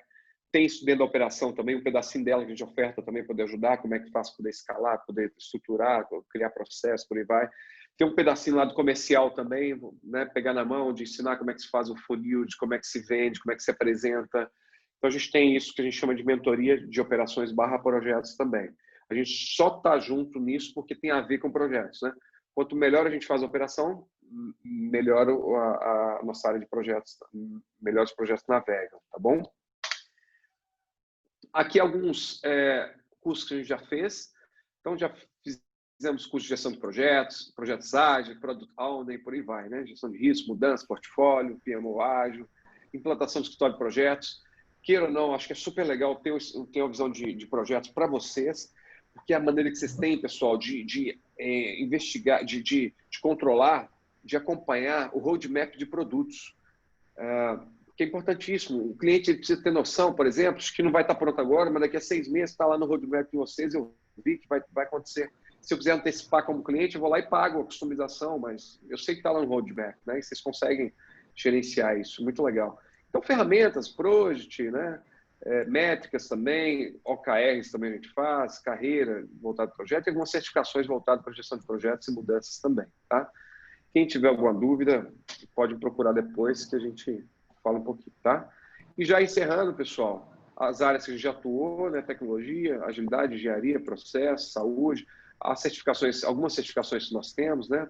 Voltado para agilidade, para gestão de mudanças, voltados para qualidade, processo, tecnologia, ferramenta e por aí vai, né? Design Thinking, disciplina Agile que a gente tem também, de PMO, por aí vai, tá? Bem, aqui alguns clientes que atuam conosco, até para vocês terem alguns insights, assim, todos eles contratam serviços, tá? E a Managold, a gente tem projeto de mineração, Fiat fizemos um projeto bem legal, que foi rollout de um sistema em 450 concessionárias, Unimed, Sonda, por aí vai. É orgulho, falta uma ou duas aqui, eu tenho que atualizar essa apresentação, que foi a Equinox e a Arizona também, tá? Fizemos para Arcelor, por aí vai, tá? Arroz, estoque. E é isso, pessoal. Bem, aí tem nossos contatos, quem quiser tirar um print, tá? Tem um telefone também. Eu vou deixar o meu celular aqui no chat aqui para vocês. Tem meu e-mail, eu vou deixar meu celular e meu e-mail. Se quiser alguma questão mais específica, podem entrar em contato, podem levantar a mão, tá, pessoal? Independente, eu acho que é um compromisso que a gente tem, tá? Eu aprendi isso, sim. É melhor dar do que receber. Parece que é meio jargão, mas a gente leva isso ao pé da letra, tá? A gente ajuda muitas empresas e não vou mentir para vocês, muitas empresas nos ajudam também, com indicações, então é um ciclo, né? Ainda mais no momento que vocês estão agora, que é de estruturação, é imprescindível, penso eu, vocês terem esse push, esse site, esse apoio, né? Eu vou deixar meu contato aqui, independente do que vocês precisarem, aí vocês podem contar, tá bom? Comigo, como pessoa física, né? E se um dia a gente puder trabalhar juntos, ótimo também, na Penbase. Legal, turma? Bem, foi isso que eu queria, o meu recado foi esse. Como é que tá o nosso tempo aí, Isabela? Acho que abrir para perguntas, né? Quem quiser. Tem tempo ainda para fazer algumas perguntas. Eu queria fazer uma pergunta que o Tiago fez no chat, não sei se todo mundo conseguiu visualizar, mas aí eu vou fazer para você poder responder. Quantas vezes do seu custo você aconselha guardar para fazer uma gestão de risco eficaz, baseado no cenário da pandemia? Olha, eu não vou dizer depende, que é sacanagem, tá? Eu odeio essa resposta, depende. Ó, tem alguns, eu vou dizer alguns autores e depois eu vou dizer sobre a minha indicação, tá bom? Alguns autores dizem que se você é pessoa física, você precisaria ter pelo menos 3 meses. E se você é jurídica, pelo menos 6 meses. E aí, 6 meses de custo total. Eu sei que é doído, mas assim, porque é complicado. Pra vocês terem ideia, pessoal, o primeiro projeto que nós pegamos na Fiat, assumimos em 2015, acho que vocês passam por isso, tive que vender carro, tive que buscar dinheiro emprestado, que eles chamam dos 3 Fs, né? Family, Friends and Fools. O João que me ensinou isso aí, viu? O João que está aí também, que estou vendo ele. Family, Friends and Fools, né? Os FFFs aí. Recorri porque assim, não tinha grana. Porque imagina, você poder contratar 3 pessoas, pagando, não lembro quanto que era, mas assim, vamos supor que seja, na média, R$5.000. R$5.000 de custo total, turma. Vamos botar R$4.000 custo de CLT.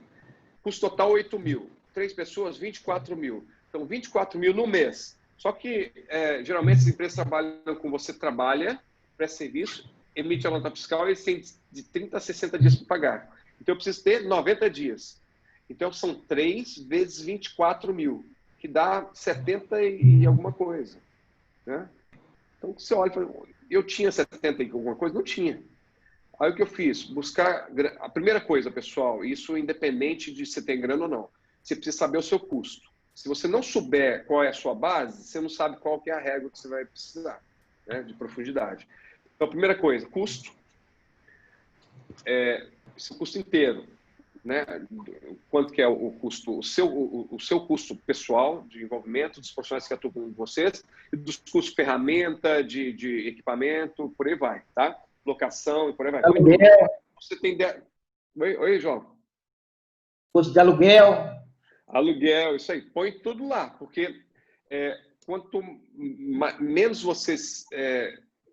se você esquecer um custo agora, ele vai vir dobrado depois, porque aquele momento que você não sabe por que não está sobrando dinheiro, é justamente por conta desse custo que você não atrelou.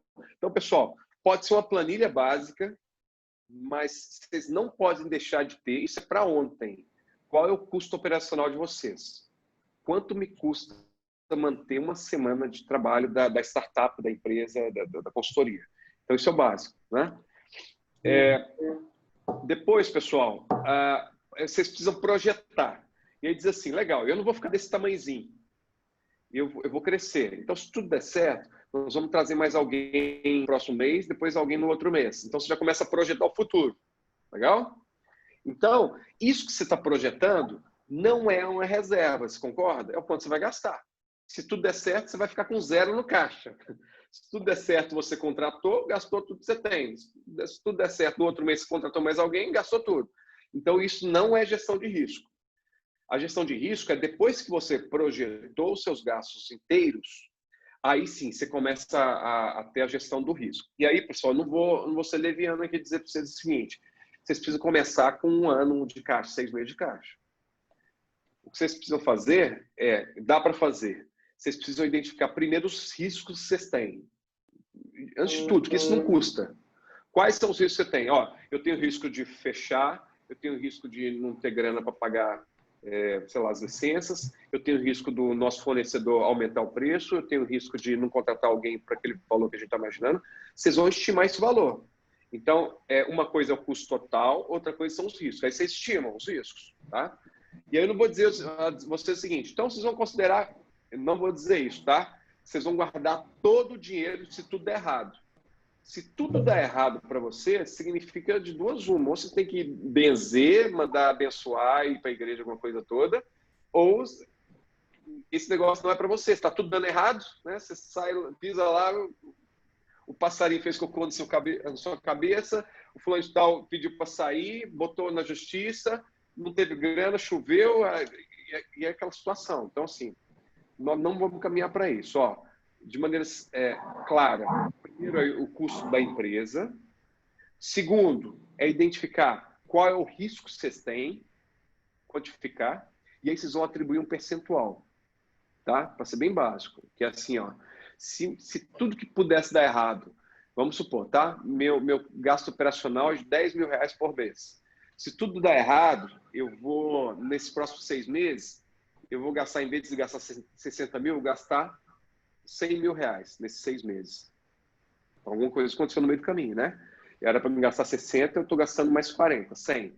Então, o que vocês vão fazer? Vão pegar esses 40 e vão atribuir um percentual dele. Percentual. Vai dizer assim, então, quanto que eu tenho que guardar? Então, todo mês, em vez de empenhar R$10.000, eu vou empenhar 13. Porque 3 fica para gestão de risco. Quanto que eu estou empenhando? 30% daquilo que, de fato, eu estava previsto gastar. Por que isso não tem um número, pessoal? Porque o ideal era vocês terem uma grana para gestão de risco.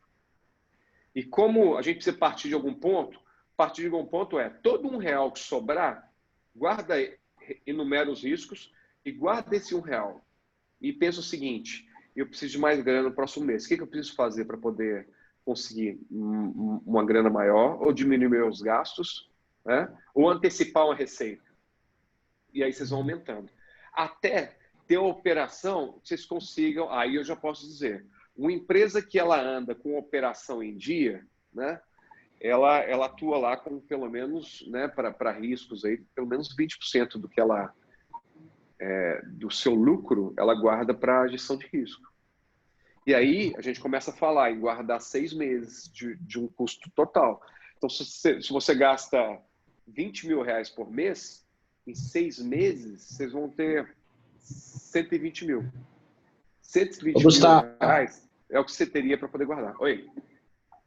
E esses 20% aí, né, para arriscar investindo em startup, arriscar investindo, especulando na bolsa, não, né? Não, onde é que tem que deixar guardado esse dinheiro? Ensina para eles. Olha, vocês vão guardar essa grana, pessoal. Esse ano, oficialmente, a poupança... oficialmente, a gente perde dinheiro na poupança, né? Então, vocês têm que avaliar a possibilidade de investir algo que tenha uma alta liquidez. Se é um dinheiro que você precisa ter na mão, poupança. Mas vou perder. Não, esse dinheiro não é de investimento. É para poder, se bater uma nota fiscal, amanhã você já tem essa grana. Então, é algo que você tem que ter em caixa. Talvez o Tesouro Selic também, se tem essa liquidez, D+1, né? Você pode sacar no outro dia, não tem tanto problema. E tem uma segurança média também, né? E ele é destinado não a riscos. A risco no sentido de novos investimentos. E sim a manter a sua operação, pessoal. Esse é o seu colchão, tá? Muitas empresas estão perdendo o sono porque não tem esse colchão nesse momento, tá, pessoal? Por não ter o colchão, a gente vende o almoço para comprar a janta. Isso não tem problema, pode ser uma estratégia para você poder começar um investimento, mas você não precisa se manter nisso, não. Essa é uma posição muito desconfortável. Você perde sono, né? Não é legal. Uma coisa que eu coloquei lá, lá na PMBase são quantos sócios? Sociedade um só. Eu e mais um. Eu sei mais um. Percentuais. Meio a Ah, meio? não, 90 e 10.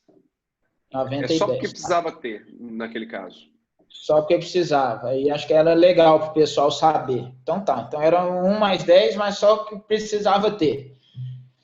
Mas você já tem, num caso de uma crise como essa, tem que aportar. Já existe uma regra pré-definida? Faltou caixa na empresa. De onde é que vem o dinheiro externo? Proporcional? De onde que vem? Já tem, que eu até coloquei para o pessoal, por exemplo, que até isso aí é uma coisa que acontece, pessoal, em questões de empresa, né? Eu dou um exemplo claro de negócio que eu tenho, que é tipo assim, enquanto está tudo bem, está tudo ótimo.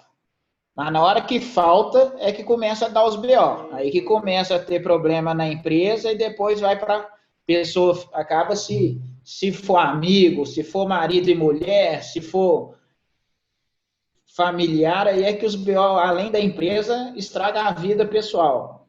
É sempre importante vocês terem uma regra de sociedade bem clara e até mesmo de previsão de valuation da empresa, principalmente no modelo de startup, que a cada dia o valuation, cada um fala que aquilo ali vale um valor, cada um tem um valor de mercado e tem um valor sentimental, principalmente se você foi fundador, aquilo ali você vai do fim, aquilo ali você não larga nunca, você vai até o final daquilo, até enterrar a empresa e no caixão.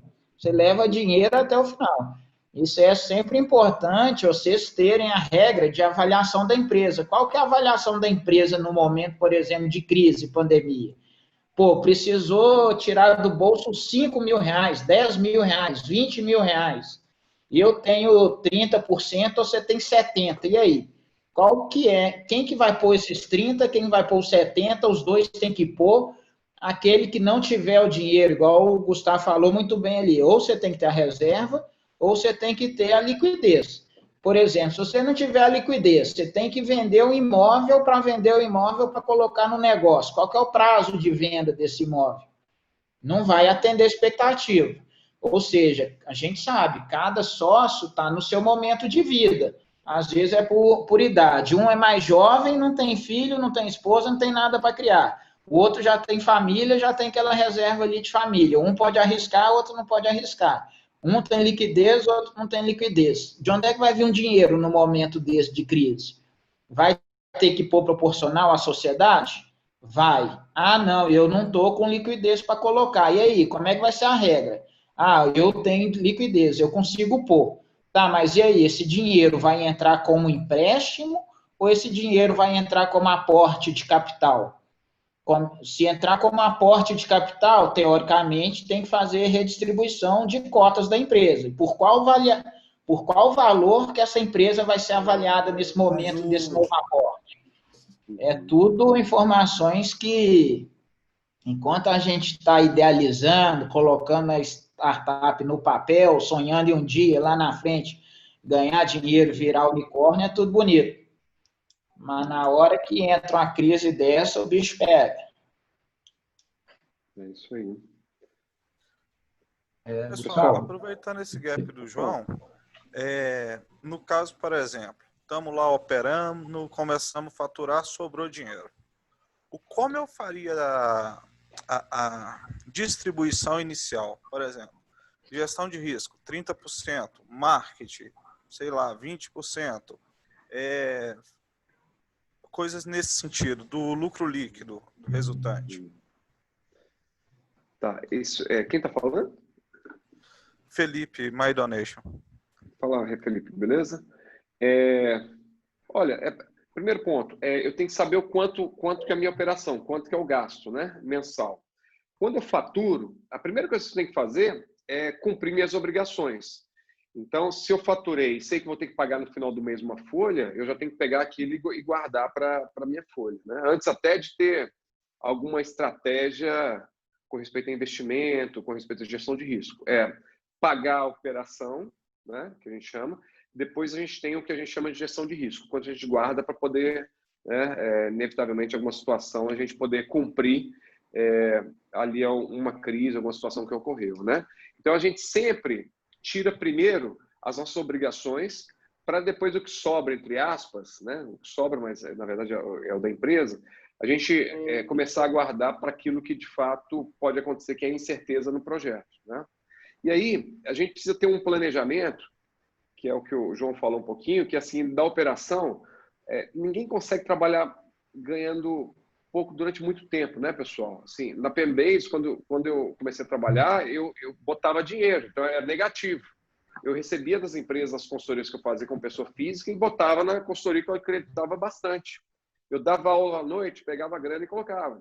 Depois consegui me equiparar. Equiparar é 0 a 0. Depois começou a ter uma sobra, entre aspas, que a gente começou a distribuir para os sócios. Então, isso foi a partir de uma visão de planejamento, de crescimento. Foi normal. Então, assim, minha sugestão primeiro, se preocupe com qual é o custo que vocês têm e que vocês vão ter, okay? Para ter aquela progressão que a gente chama de curva S de gastos, né? Depois do valor que sobra, aí começar a checar se vocês vão usar esse valor para poder dividir entre o grupo ou para poder, né, para as partes que deveriam, para começar a equiparar os valores, né, de recebimento, não sei, e oportunidades. Às vezes pode ser uma opção da startup e dizer o seguinte: ninguém vai tirar nada mais que esse mínimo que a gente está tirando, porque o que sobrar, nós vamos aqui botar no próximo ciclo aí, a gente vai botar no Design Thinking, que já tem um novo produto, um novo serviço, que a gente já vai escalar para a gente poder ganhar né, velocidade para começar a escalada. Então, isso parte da estratégia, tá? Primeira coisa, as obrigações, minha sugestão. Gestão de risco para sobrevivência. Quanto sobra, eu separo um pouco baseado no nível de risco. Tem mercados que você tem mais riscos que outros, não é? Por exemplo, agro, eu vi que vocês têm agrotech aí, né, no meio. Agro não viu crise, né, pessoal? O João pode falar, né, João? Não viu crise, assim, não vi falar, por exemplo, desemprego em massa. Não, os caras estão lá segurando o Brasil nas costas e vamos embora. O setor de alimentação sofreu, o setor de serviço sofreu, bares, restaurantes. Então, se a gente já tem isso anunciado, a gente sabe que vindo uma crise aí, eu vou ter que precisar de um caixa um pouco maior, porque até escalar, a coisa voltar ao normal. Por outro lado, se a gente recebeu um pedido de proposta para uma empresa aqui de Belo Horizonte, que é de agro, os caras estão em plena crise, isso foi há 2 meses atrás, em plena mesmo, era março, abril, os caras montando escritório de projetos. Quer dizer, eles não tinham escritório de projetos, e na crise, eles estruturando o história de projeto para poder botar para rodar os projetos que estão engavetados. Pô, o sonho de todo mundo, né? Botar para rodar no meio da crise.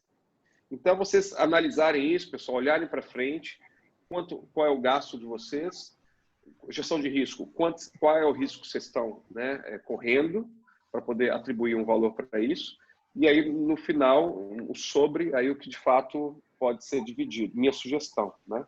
Claro que tem composições, né?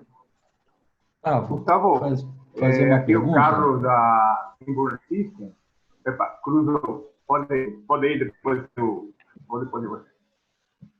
Oi, ok, então. Gustavo, eu sou o André, da Playdesktop. Eu fiz o orçamento que deu mais ou menos R$200.000 para poder, que a gente está fazendo tudo projeção. Nossa empresa ainda não, a startup não tem ainda receita. Então, a gente faz uma projeção, então, do que de 3 anos, 5 anos, o que a gente gostaria. Agora, para a gente poder conseguir um investidor, R$200.000, aí eu tenho que colocar mais 30%, R$60.000 aí em cima de que eu estou pedindo. Aí o valor fica mais caro. Você acha que isso ajuda na hora de conseguir um recurso ou fica muito inflado? Ou isso é bom? O investidor vai saber que a gente está pensando nisso também. Olha, André, né? André, assim, desses 200 mil, é a operação durante um tempo, é isso? É, a operação de 18 meses. Então, durante 18 meses, se tudo der certo, vocês vão só gastar, e aí, a partir do 19º mês, você fatura, assim? Não, eu acho que com 6 meses já estaria começando a faturar. 3 meses. Então, 6 meses, 6 meses. 6 meses, tá bom. E por que 200 mil? É questão de custo de pessoal, e depois de 6 meses tem o marketing também, ferramentas, e que mais? E lançamento, né? Fazer um lançamento direitinho tem muito marketing. Tá. E é 200 mil até o 18º mês? Eu tinha colocado 12 meses de operação e mais 6 meses de garantia, né? Para poder as coisas funcionarem. Olha, a primeira coisa que eu assim, se eu fosse, eu não sou, tá, investidor, mas se eu fosse, a primeira coisa que eu iria me deixar muito confortável é quando você tem tudo isso na ponta do lápis, seus custos, se você está fazendo valuation para mim com planilha aberta, tá? Seus custos e riscos, porque é super razoável, porque eu sou investidor é super acostumado a lidar com risco, por isso que ele investe, né, em startup. Então, quando ele vê assim que você tem uma planilha e uma linha separada falando sobre risco, eu vejo com muito bons olhos. Porque se você me diz o seguinte, olha, é 260 com risco. Pode acontecer isso, pode acontecer isso, aquela coisa toda. Mas, se tirar o risco, fica 200 mil. Eu não me sentiria confortável de tirar esses 60 mil para poder pagar só 200. Não ficaria. Eu sei. Ficaria, sim. Eu deixaria. Assim. E aí faria parte do valuation, que é assim, o custo da operação, ela tem que incorporar esses eventos que podem acontecer. Mudança de legislação, uma segunda onda da pandemia. Tudo isso eu gostaria de ver como investidor, que você está enxergando esses riscos e consegue reverter. E dizer assim, olha, se tem ali na China aconteceu isso, né? E tem um deslocamento de 6 meses, se acontecer como na China, no Brasil, a gente vai estar preparado, vamos estar lançando produto. E isso eu vejo com muito bons olhos, sabe? Porque são formas de você lidar com a incerteza e não simplesmente torcer para que tudo dê certo. Porque aquela afirmação de se tudo der certo, eu vou gastar 200 mil, já não é legal. Porque eu sei que não vai dar tudo certo. Por isso que o investidor cobra um retorno, né? Porque o risco é alto.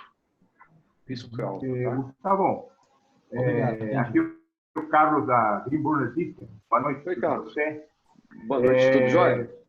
Primeiro, te parabenizar pela palestra, bastante produtiva para a gente, dentro do estádio que estamos aí na Raja Vale. A pergunta minha é a seguinte, já que você trabalha aí com gestão de projetos, eu tenho como conceito, enquanto você não está vendendo, você não tem valuation, não tem como ter valuation. A pergunta específica é, como é que você estabelece o pricing em uma empresa, em um projeto, antes dele ter o valuation? É aquele negócio, né? Quanto mais early stage é a startup, maior o risco, né, Carlos? Então, o que a gente tem... Eu acho que o João já passou por isso muitas vezes, né, João? Também. Eu acho que a turma aqui tá early stage, João? Tá na ideia, alguns no MVP, outros no protótipo e alguns então começando a faturar. Começando a faturar também tem? Alguns. Tá. Aí assim, ó, e aí você pode até complementar, tá, João? Que eu acho que isso a gente responde com mãos, mas na minha visão de investidor quanto mais inicial, mais risco para mim, maior o meu percentual. Logo, eu consigo ter um pricing, tá, Carlos? Então, assim, se alguém bater na minha porta e tiver um PowerPoint super sofisticado, cheio de todo fundamentado, aquela coisa toda, e eu tiver confiança na pessoa, pode ser até que a gente considere a possibilidade de investir.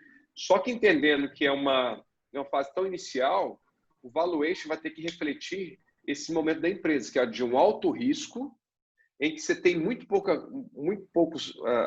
poucas coisas materializadas. Na medida que você avança com o projeto, e aí vem, né? Você tem uma ideia, você tem uma visão de risco, que é alto. Não, você já tem uma ideia, mas já tem um MVP. Você já tem um risco menor. Então, isso é refletido no valuation. Olha, não é simplesmente um PowerPoint. Eu já tenho aqui, ó, tá vendo? Funciona, se a gente quiser. Eu já tenho um produto pronto. Então, o valuation reflete isso, o risco é menor. E isso, para quem está investindo, o risco é menor do que as fases iniciais. Não, eu já estou faturando, como o João acabou de citar. Se eu estou faturando, eu consegui romper a barreira da venda. Então, assim, alguém comprou. Então, se alguém comprou, fez uma avaliação até melhor do que a minha, né? E faturou, quanto tempo está faturando? A gente começa a ter uma visão de tempo. Então, o risco é mais baixo. O valor, a empresa costuma ter um valuation maior, porque ela investiu todo esse tempo, né? E isso vai ser refletido no vesting, né? No valor que se pretende cobrar ali de quem está querendo entrar.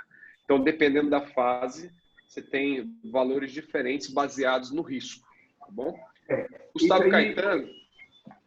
Perdão, eu compreendo bem, Gustavo. A pergunta minha é um pouco mais específica. Existe alguma métrica para fazer isso? Como que eu consigo fazer isso? Por exemplo, no nosso caso específico, nós temos um projeto que ele ganha inovação tecnológica. Há uns 3 ou 4 anos atrás, a gente vem mantendo ele porque acredita no projeto. Foi avaliado pelo ITA, ele tem uma escalabilidade muito grande. E nesse momento, por exemplo, eu preciso saber o pricing para poder negociar com o investidor que está fazendo para entendeu? Qual seria a métrica? O problema hoje é uma métrica de medição de pricing. Não gosto de falar em valores você pode falar quando está vendendo. Não está vendendo, não tem como. Um pouco o que o João tinha colocado, que é a questão do coração do empresário. Mas não tem dinheiro, não tem questão de coração. Saber quanto vale. Por exemplo, eu tenho um mercado hoje X, não tenho concorrente. Existe alguma métrica, existe alguma equação? Como que se trata isso dentro de projeto, entendeu? Eu quero pedir, Gustavo, quero saber como que negocia, qual seria uma métrica. O conceito está perfeito.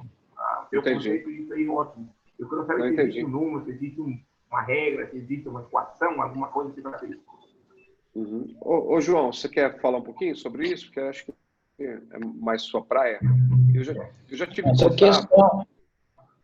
Nessa questão aí, vamos lá, investimento em startup é alto risco, e quanto mais early stage, maior o risco. Aí vamos lá. O que tem tido hoje? Hoje tem, igual o Gustavo falou, que eu comentei com ele, tem o FFF, Family, Friend and Foolish. A pessoa mais próxima para poder confiar em você, porque aquilo ali, uma coisa é você confiar no projeto, outra coisa é confiar em você. Se o cara não te conhece, se você tem um projeto na mão, ele vai simplesmente pôr dinheiro naquilo ali, porque um projeto é interessante, sem te conhecer, o risco é muito alto, é difícil você conseguir essa pessoa. Agora, se por acaso, isso tratando de pessoa física, agora, se for algum amigo, ou então algum parente, alguma coisa, que vê que você tem a capacidade técnica de execução, e que entende um pouco daquele mercado, ela vai arriscar ali junto com você naquilo, porque ela já te conhece. Agora, o que tem tido hoje em dia é muita empresa que tem feito programas de inovação, onde dentro do programa de inovação tem feito o investimento, no programa de aceleração via prova de conceito naquela startup, e que ela coloca aquele dinheiro naquela startup ali, eventualmente sem equity, porque se ela puser aquilo ali para rodar, ela pode ter uma eficiência interna na empresa que só a lucratividade, só a economia que aquilo ali pode gerar, já justifica aquele valor investido, sem necessidade dela pegar equity daquilo. Isso é uma coisa que tem acontecido muito, que é o exemplo que teve do FindesLab, a Federação das Indústrias lá do Espírito Santo, com algumas empresas do mercado, dentre elas a Fortilev, Unimed, Arcelor, a própria Prefeitura do Espírito Santo, abriram o edital e fizeram investimento equity free em algumas startups para a execução da prova de conceito de forma equity free. A mesma coisa foi feita pela pelo FindesLab aqui em BH. Foi junto a RHI Magnesita, Vale e Semig. as empresas entraram como patrocinadora no modelo Equity Free, bancando aquela prova de aquela prova de conceito, mas uma vez aquilo ali rodando, é lógico que o gestor de inovação daquela empresa fez uma análise de ROI, retorno de investimento, que qualquer chance daquilo ali dar certo após a prova de conceito, a lucratividade que a empresa teria seria muito maior. Isso no caso de Corporate Venture, que é uma empresa que busca eficiência operacional e aquilo que ela levar para dentro dela vai gerar um aumento na sua lucratividade, reduzindo seus custos operacionais. Aí qualquer empresa quer isso, ela ganha de outra forma. Agora, pessoa física, a questão de investir ou não naquilo, e principalmente nesse momento, né, tempos de pandemia, é bem mais difícil de se conseguir esse investidor anjo. Outra questão é como é um projeto inovador, se for um projeto de inovação, de alta tecnologia agregada, tem fundos de investimento, tem fundos de governo, como é que chama? Fundo perdido, capital... Fundo perdido, né? Que não precisa retornar. Fundo perdido. Tem fundos perdidos que faz o investimento num projeto de alta tecnologia agregada. De repente, não pode me corrigir também, se eu tiver errado, Gustavo e João, para o Carlos, né? Quando você não tem o valuation assim, você é novo, você vê o seu burn rate ali por mês, por tantos meses, e aí, vamos supor, 20 mil reais tu gasta de burn rate aí por 18 meses. Aí você soma, e aí isso seria mais ou menos o valuation da sua empresa. Tem a ver isso ou não? É uma métrica, né? Só que aí você está só os custos, né? Porque, assim, tem alguns elementos, pessoal, que eu vi, que eu já percebi, assim, a gente precisa saber o burn rate, legal, os custos, isso é o que eu preciso de arrancada, né? Ou seja, não tem como partir para nenhum tipo de estratégia se não souber isso. O segundo é o mercado. Padrão. O mercado, que assim, quando eu olho para o mercado, eu começo a olhar os potenciais concorrentes. Quanto que eles cobram essa solução? A gente começa a ter uma nuance. Então, uma coisa é preço, custo, outra coisa é valor. Então, o nosso custo ele tem que ser baixo, lá o que a gente possa cumprir. O valor é o mercado meio que vai dar, né? Claro que fica meio subjetivo, mas assim, o que nos ajuda a ter alguns parâmetros que são o mercado que atua com os concorrentes, a economia. Então, se sua solução ela traz uma economia de quanto? E você quantificar isso e agregar isso no produto. Por que seu produto é 2 vezes o concorrente? Porque eu tenho um retorno referente à economia baseado nisso em X tempo. Então, isso se ajuda como um argumento de venda. O potencial.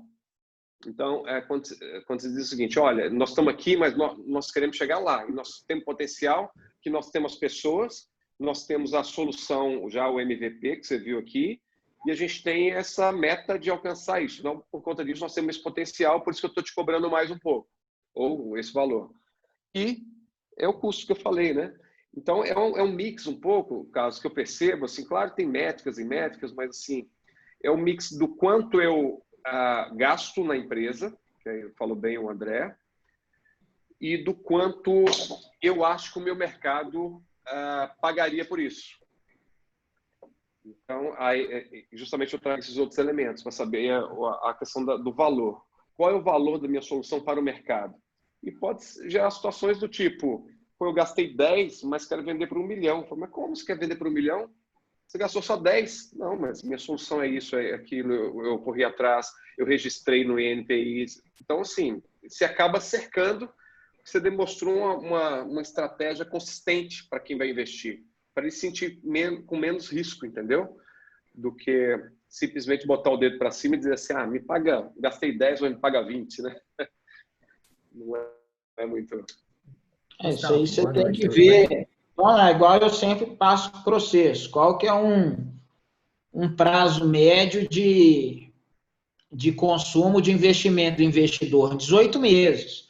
Porque aqueles 12 primeiros meses ali, você vai estar na operação, dando sangue, gastando. Aí os outros 6 meses, aquilo ali vai estar começando a dar o resultado desses 12 meses, e em paralelo você já tem que começar como é que vai ser a próxima rodada de investimento. Se já não tiver entrando dinheiro em caixa, você já vai ter que procurar um próximo investidor para os outros 18 meses. Aí você tem que analisar qual que é o seu risco-retorno que você vai prometer para o investidor. Vamos lá, se a gente fala que uma bolsa tem dado ao ano 24% a 32% de média de retorno, você tem que dar para o investidor mais do que isso, pelo menos mais do que a bolsa, porque na bolsa ali ele está tratando com empresas de CVM, ele está tratando com empresas que presta conta do seu balanço contábil trimestralmente, anualmente. Ali ele tem o risco ali, não é garantido, que pode cair ou crescer, mas tem um risco ali mais calculado. Agora, qual que foi a rentabilidade da Bolsa nos últimos 3 anos? Pega um valor médio desse, projeta qual que seria a rentabilidade da Bolsa para os próximos 4 a 8 anos, que aí é mais ou menos o que você vai conseguir dar de retorno para o investidor entre o 5º ao 8º ano.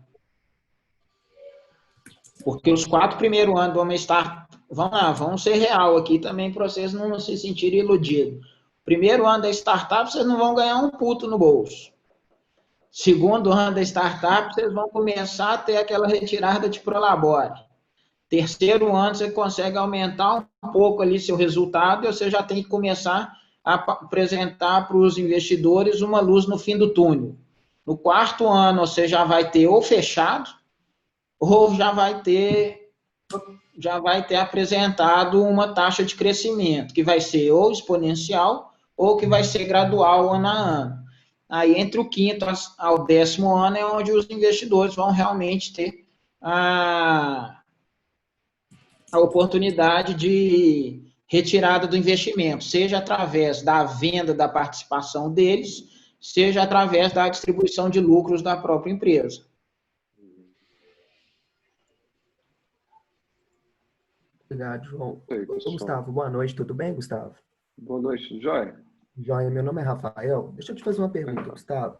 Quando se trata de projeto, cara, geralmente tem o famoso triângulo, né? Preço, qualidade e prazo, né? Qual que seria a sua dica relacionada a isso, inclusive para quem está num processo assim, de validação de MVP no mercado, tudo? Por quê? Hoje eu vejo muitas empresas nessa dificuldade, quebrando, inclusive, pelo simples fato que, às vezes, faz um produto muito, tipo assim, faz um investimento muito alto em um produto aonde que o próprio usuário não usa nem 1/3 da tecnologia, né? Qual parâmetro hoje que seria assim, interessante para quem está nesses processos, assim, Gustavo? Você está falando que a adesão tende a ser menor do que aquilo que foi projetado, é assim? Isso, exatamente. Porque hoje você tem um triângulo que é o preço, qualidade, né? Se você mexe, por exemplo, você quer um produto com mais qualidade, então você tem que fazer um investimento mais alto. Mas será que é necessário por enquanto? Ou é melhor entrar no mercado com um produto mais enxuto? Entendi. Aí, assim, Rafael, minha visão, assim, como eu venho da área de projetos, Rafael, eu assim, assim, a qualidade, quando a gente fala escopo, eu até me entendo, assim, quanto mais coisa eu quero, mais caro fica. Agora, qualidade é algo que eu acho que não entraria muito, por exemplo, se eu tivesse na visão de contratante, eu não pagaria por um produto que não tivesse qualidade, entende? Mas com escopo menor, não, eu até topo, porque assim, né, agora não é o momento, aquela coisa toda. Então, assim, quando a gente fala preço, prazo, até legal, porque assim, preço é o quanto eu vou cobrar, né? E isso não tem muito como fugir. Claro que a gente precisa ter o que vai dar tranquilidade para você, Rafael, e para a turma, penso eu, é você ter a exata noção de quanto você está gastando e quanto você vai gastar. Porque aí você começa a identificar quais são as suas reservas, o colchãozinho que você tem, entendeu? Para, inclusive, mexer no preço se for preciso. O prazo vai impactar bastante, vai ser bastante direcionado pelo ciclo de vida da startup, né? Então, o João falou sobre 18 meses, por exemplo, ou se tem um prazo maior que esse ou menor, e quanto tempo eu preciso para poder começar o primeiro faturamento. Então, isso pode ser relativo em função dessa régua que você pode movimentar. Inclusive, você pode determinar restrições do tipo, olha, com a equipe que a gente tem, a gente consegue caminhar por 12 meses, logo a gente tem que faturar em 10 meses. Então, eu estou, né? E aí a gente começa a ter um cenário um pouquinho contrário. Então, tá, para poder faturar em 10 meses, eu preciso, né, vender em 10 meses, eu preciso ter um MVP pelo menos lá para o 6º, 7º mês, para a gente poder estressar isso, poder apresentar e convencer melhor os proponentes. Então, a gente começa a lidar com o preço que nós falamos, o prazo. Agora, qualidade, eu acho que se a gente substituir por funcionalidade, até acho que é mais relevante, do tipo, algumas funcionalidades não vão entrar agora, porque senão a gente vai precisar de mais tempo e mais recursos, dinheiro. Agora, qualidade, a Apple, ela é conhecida por conta disso, né? Tudo que ela fazia, e ainda faz, eu digo isso, é de muita qualidade, que lança no mercado, aquela coisa toda. E eu acho que é legal a startup ser conhecida como uma empresa de qualidade, mesmo nascendo. Então, se você vai responder um e-mail, aí as coisas bestas, assim. Se preocupar com a linguagem, com a maneira como você escreve, explicar direitinho, deixar claro, botar as cartas na mesa. Se você vai ligar para alguém, você, né, de maneira organizada, tentar demonstrar ali uma organização com respeito à informação, de como é que está a startup, as entregas, aquela coisa toda. Então, isso eu acho que é um dos parâmetros que ajudam na decisão. Vou dar um exemplo para vocês. Tem lojas que a gente entra e que super mal atendido, aquela coisa toda, meio, né? Quer, não quer, aquela coisa toda. Eu antes de comprar esse apartamento, que foi nenhum que o rapaz não queria nem me mostrar o apartamento. Ele olhou e falou assim, o nosso apartamento girou em torno de tanto. Então, nem me mostrou o apartamento que era decorado. Nem me mandou entrar, nem me ofereceu um café. Eu fiquei tanta raiva, assim, o apartamento era maior do que esse até. Virei as costas, quer saber? Deixa para lá, não estou interessado com isso aí, não. Então, você poderia ser um bom negócio. Então, a qualidade, eu acho que não é um parâmetro para você decidir em tirar. Claro que internamente a gente quebra o pau, né, dentro da empresa. Tipo assim, ele está querendo isso aqui, não, vamos fazer isso. Mas é um risco meio calculado. Mas não é algo que a gente eu vou tirar porque, entende? Porque eu vou diminuir o preço e não dá para usar esse parâmetro, não, tá? Assim, minha sugestão. Agora, preço, acho que dá para rolar. Então, na medida que você tem preços, e aí, entendendo qual é o seu custo e qual é o seu colchão, você sabe até quanto você pode caminhar. Até para diminuir, não diminuir aquilo que você chama de qualidade, por exemplo. E aí pode ser argumento, dizer o seguinte, olha, eu consigo te dar um desconto até tanto. Se passar disso, a gente começa a não garantir a qualidade. Isso é uma área que a gente não entra para poder negociar. Olha que legal. Né? Se eu estou invadindo isso, eu falo assim, não, mas eu não quero um produto que fique instável. Eu quero algo que seja estável. Então, e prazo, gente, assim, prazo é igual a dinheiro, né? Porque, não pela aquela máxima, tempo é dinheiro, simplesmente, mas porque tempo é dinheiro, porque cada minuto que a gente, cada hora, cada dia, a gente está pagando o aluguel, a gente está pagando as pessoas, então por isso que impacta assim, né? Então, acho que é importante, talvez, incorporar aí as funcionalidades no lugar de qualidade. Minha sugestão, pelo que você falou, assim, pelo que eu entendi, tá, Rafael? Ok, Gustavo, obrigado, viu? Valeu. Mais alguma coisa aí, pessoal? Eu vou deixar meus contatos enquanto tem um tempinho aí. Aí quem quiser depois, mandei ali, tá? No chat, meu e-mail, meu telefone. Vai mandar WhatsApp, alguma coisa, o que eu tiver eu compartilho, tá bom? Se não for problema compartilhar, a gente... Mandando uns links lá no grupo, lá. Estou mandando uns links aí para vocês verem quais legal. são as aceleradoras que têm investimento entre 200 a 400 mil, mas tem como pré-requisito ter o MVP validado e já com os primeiros clientes, já validação de mercado pronta, ou então algumas aceleradoras institucionais, como o FIENG Lab, Federação das Indústrias do Espírito Santo, e o próprio CID do governo aqui, mas que suspendeu a rodada com a pandemia, que é interessante vocês darem uma olhada nessa. João, o CID de BH, ele não tem equity, né? É equity free. Free, né? E aí está fechado, não está aberto, é isso?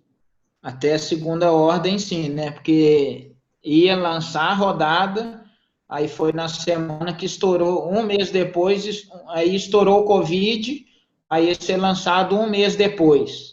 Aí foi suspenso, porque, tipo assim, era 4 milhões de investimento. Entre montar hospital, não sei o quê, suporte público, essas coisas todas, compra de vacina.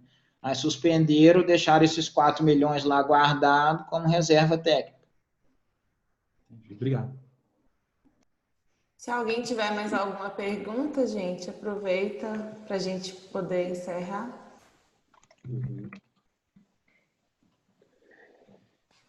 É isso mesmo, pessoal. Muito obrigada. Oi? Muito Todo obrigada. mundo está pronto. Pode falar. A galera tá tomando um Schneebs aí. De vez em quando, eu dou as aulas na PUC, de vez em quando aparece um com a tacinha assim, assistindo a aulinha, tranquilo. Vai fazer o quê, né? Eu fico com vontade, né? Pelo menos eles estão assistindo aula. Antes eles iam pro boteco na esquina na matar aula, pô. Isso. Agora não precisa matar aula mais, não. Assiste e toma umazinha sem problema. Eles não, né, João? Nós, né? Os velhos dinossauros. Tá certo. Daqui a pouco eu tomo minha taça de vinho ali também. Valeu, turma. Bacana. Todo mundo preparado, então? Gustavo, obrigado, filho. Obrigadão mesmo. Foi top. Obrigado, galera. Bola. Bom, pessoal, todo mundo acima aí. Muito obrigada, Gustavo. Um abraço. Obrigado pelo convite, João. Valeu, Isabela. Obrigado pelo convite. Boa sorte. Fique com Deus, viu? Muito obrigada, Gustavo. Fica com Deus também. Boa noite, pessoal. Boa noite. Tchau, Boa tchau. noite, galera. Oi, Isabela, posso fazer uma pergunta? Pode. Posso fazer uma pergunta? Pode. Sobre o aplicativo lá, o Gamifique, lá tem um hall da fama, né? Ele é um hall geral ou ele é um hall só da semana? Só para um ranking da semana ou ele é um ranking geral? Só para o ranking a gente está fazendo a cada 15 dias. Então, o mesmo ranking vai ser atualizado e na próxima semana lança um ranking. Esse que está agora é o da semana passada, o mesmo. Aí a gente lança na sexta-feira o ranking atualizado, entendeu? Entendi, mas ele é aquele hall da fama, então, né? Isso. Eu não sei se agora já está aparecendo só os 10 primeiros ainda, porque estava aparecendo só os 10 primeiros. Eu vi isso mesmo, sim. A gente tem que ver se dá para colocar para aparecer todos. Eu vou olhar com o pessoal da Gamifique, tá bom? Mas tá certo. Muito obrigado, viu? Boa noite. Por nada. Boa noite, pessoal. Ô, Isabela, deixa eu só aproveitar, porque vou aproveitar a deixa aí. Porque eu estava até curiosa para saber como que vocês avaliam analisam esse hall da fama? Como é que então, chega? é baseado nas notas do pitch e das avaliações que a gente faz. Tem a ver também com o desenvolvimento da startup. Isso. Claro.